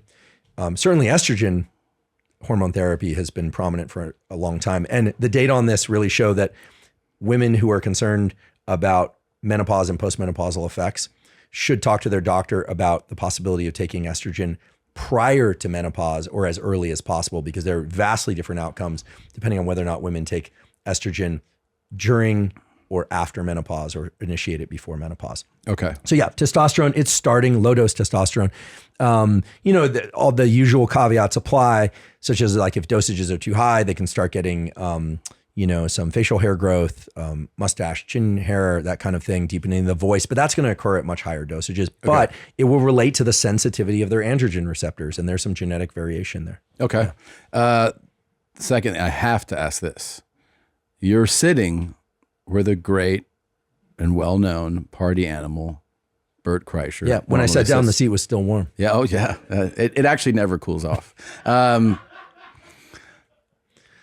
You've brought up that you've discussed this on your own podcast, and this is obviously a popular, which is alcohol consumption. Now, typically, because you talked about a couple days a week, someone having a couple of drinks. In a typical week, there's about 3 days where he'll have, 6 to 8 drinks. And then 3 days where we're talking about usually 12 to 18 drinks, right? Oh my goodness. Yeah. Is there any side effects with that? Anything happening? There's a name for it. It's called alcohol use disorder. But a name alone doesn't tell the whole story. Bert, listen, we love you. I've never met you in person, but the world loves you. Like, don't need it. No, but I think so. Alcohol, short list, pro-cancer, neurodegenerative. it's a poison, right? It's a poison. It works to shift people's conscious states because it's a poison. Yeah. Now, it's true there's some genetic variation depending on how much alcohol dehydrogenase, the enzyme that metabolizes alcohol, how much people make. Indeed, some people have a greater tolerance or can handle things. Certain cultures, they make so little of alcohol dehydrogenase, they have one drink or half a drink, it's like poison. They turn bright red and they feel sick, like they don't feel good. Other cultures, based on genetic variation, they can drink far more. How early did Bert start drinking? How young? I don't know. I know he was having, he was partying some in high school. In college, he was turned all the way up. So I'll say, to be safe, probably like 17, 18. Yeah. There is very good evidence, that if a kid starts drinking early, like 14, 15, the probability of them becoming a severe alcoholic is extremely high, independent of their genetics and independent of anything else. So how early people start drinking a lot. I don't know if he was drinking at that age. Okay. I really don't know. Let's hope not. I mean, really, 2 drinks per week would be the cutoff. I'd love to see Bert go sober, completely sober, and focus on other things. Not because I need to see that for my own, feelings of self-worth and well-being and happiness, but because I think, obviously his neural circuits work incredibly well in the presence of alcohol. They probably work even better. And he does the thing that I don't even know if you knew this, but you mentioned, like, earlier in the podcast, you mentioned, if somebody drinks like this, you have to do certain things to offset. Exercise more. So he exercises actually a lot, more than people would. On tour. Even on tour, when he's home, even on tour, trainer with him on the road. I mean, he's running, he's lifting, he's active. He's a physically active guy. Yeah. And even the morning after the 10 drinks, active. Yeah, and people will throw out things like, my grandmother had like a gimlet of vodka or a half a pint of whiskey and she lived to be 100. Yeah. Yeah, there are outliers. Sure. But for most people who are drinking that much and carrying some extra weight, they're gonna die young. Now, how young? I don't know. I mean, some people have more vigor and they can go into their 70s and 80s. Yeah. But it's generally not a pretty picture. Yeah. As you get out into your, 60s, 70s, 80s. It's really not. Yeah. And so, I'm not, I didn't even attend the health classes in high school, let alone am I going to try and stand here and be like, I'm the health professor. I actually didn't set out to tell people that alcohol is bad or that cannabis can be good or bad. That's how I feel about it, depending on the person and the context, or that nicotine can be good or bad, depending on how it's brought into the body and the context and the age of the person. I'm just trying to give people the knowledge so they can make decisions for themselves. I always say, do what you want, but know what you're doing. And I think it would be great if he would cut back. Also, he did Sober October, so it's obvious that he can do it. Did he fall off? No. Okay. So it's clear that he could do it. I think that people who drink a lot and are high performers, who then make an active decision for themselves to go sober, do an incredible, their work just flourishes. Yeah. Also, I will say this, I'm not in AA or NA, but the AA and NA community is amazing. Yeah. The AA community, like I know some musicians who are regular in AA, and it's like a performance enhancing drug. The way they have this community, there's something about that filtering of experience through those steps that really does seem to work. And I know AA's got some issues too, right? And they've been accused of a number of different things, but I think they've done far more good than bad. I would think so. Yeah. So can you imagine Bert Kreischer in AA, first AA meeting, right? Yeah. I would claim to be an alcoholic just so I could attend. Yeah, that'd be a lot of fun. Right? Also, they would have to be like, hey, Bert, other people get to speak too in this meeting. This is not just your personal fucking meeting. Not 4-hour shares. Yeah. Is he long-winded? I don't know. You're talking to somebody who's, maybe he's an academic at heart. Listen, I'm not going to tell him to quit. He's a grown man. He can make his own decisions, but he is loved by his family and friends. Of course. It'd be great to keep him around a long time. And maybe a drink every once in a while. Sure. No big deal. But, it seems like that's a lot of alcohol. That's a lot of alcohol. Okay. Well, and this whole Mickey Mantle gene thing that people would joke about. Yeah. Like, yeah, but Mickey Mantle died at 56 or something. Yeah, right? I mean, if you were to, I think what we should do is image your brain and Bert's brain. Okay. And what you're going to see, but what you don't want to end up with is the Homer Simpson thing, right? With the little brain inside the big skull. Yeah. And that's essentially what alcohol does over time. And then what happens is people end up on repeat of the same 5 or 10 stories and circuits. You ever been around somebody who's been a long time drinker? Yeah. They just kind of become the old story over and over again. And your guys' game is all about what's new. Yeah. I will say this, we're talking about tattoos, you know, I'll reveal one. Okay. I don't have a lot of script written on me. Some are like birth dates and like names of people that were important. But I have one and it says new stories. And I got that one because I never want to stay stuck in old stories. There is a place for working through old things, good and bad. Yeah. But even like good old stories, like how boring is that to just talk to the person who's always talking about how great it was when, or the thing that happened. I'm all about new stories and trying to evolve. He doesn't even know what he's doing right now. so new stories. Not nude, new stories. Yeah, no. And we do not make jokes about nudity here. Listen, I think that's good advice, and I think I don't know. I'm fascinated to see he's one of my dearest friends. Dare him. What's that? Dare him. Dare him. Put $100K on the table or something. That's not enough money to him. Oh yeah. Yeah. All right. He does too well. Well, he might feel about alcohol the way that I feel about podcasting, which is there's no amount of money that you could pay me to quit. And if he says that, there's actually a kind of a test to this, right? Can I tell you this though? Yeah. He's already said there's no amount of money. There's no amount of money. Really? Yeah. No he goes, I will never quit drinking. He loves alcohol. Yeah. Here's the thing. For people hearing this, it might be thinking like, are you talking about like just some fucking booze back? No.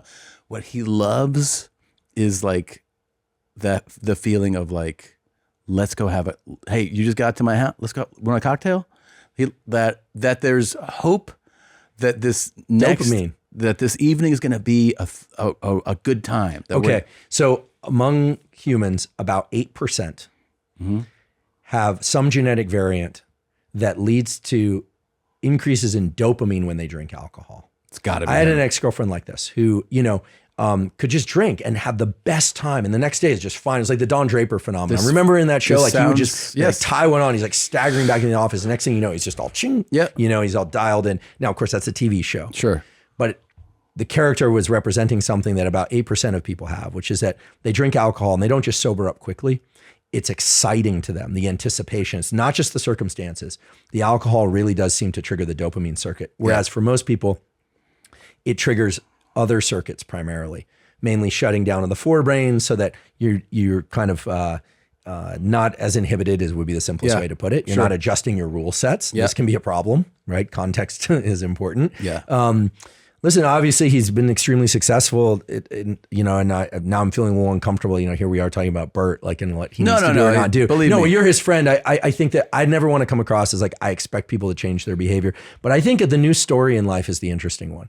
And I think it's the one that resets kind of, if there is a fountain of youth, I don't know exactly what it is, but I know that one thing that comes close to being a fountain of youth is this idea of building a new story, having a new goal that you're committed to, even if it's really, really hard. I think you know, and I'm not trying to go David Goggins on us, right? But look, I mean, people have done harder things, but who knows? Maybe for him, alcohol is the holy grail. And, maybe.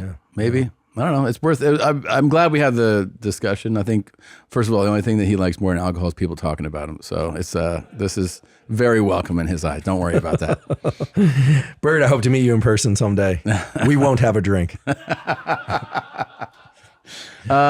This is an absolute, a real treat that you came here. First of all, me as well. To sit with one of my cousins who I hadn't actually met in person. That was a thrill. Learning. I also learned during this thing. And we even edited out a joke. So it's a full story. Yes, you did. Well, I thank you. It's been a total pleasure. I'm a fan. And thank you. I also am a great admirer of your craft. As you probably could see, I have a lot of curiosity about comedy and what it means to us about neuroscience and life generally. And it's been a real pleasure to be here. I want to thank your staff because they are amazing. Your team. Yes. And you, and even in his absence, Bert. It's been a real pleasure. And I learned from you guys, and I hope we can do it again sometime. I'd love to do it again. And I'm going to hit you up now for like all your information. I mean, I'm going to send you supplements. You're going to be on the supplement pharmacy. Okay. And we can talk about what works and doesn't work for you. And then, and who knows if you end up going down the other route of PEDs or something, just remember, tell people the truth. I'm on the sauce. Let's go. Bert and Tom, Tom and Bert. One goes topless while the other wears a shirt. Tom tells stories and Bert's the machine. There's not a chance in hell that they'll keep it clean. Here's what we call 2 bears, 1 cave. No scripts, a bit of booze, amateur partology, dirty jokes, raunchy humor, no apologies. Here's what we call Two Bears, One Cave.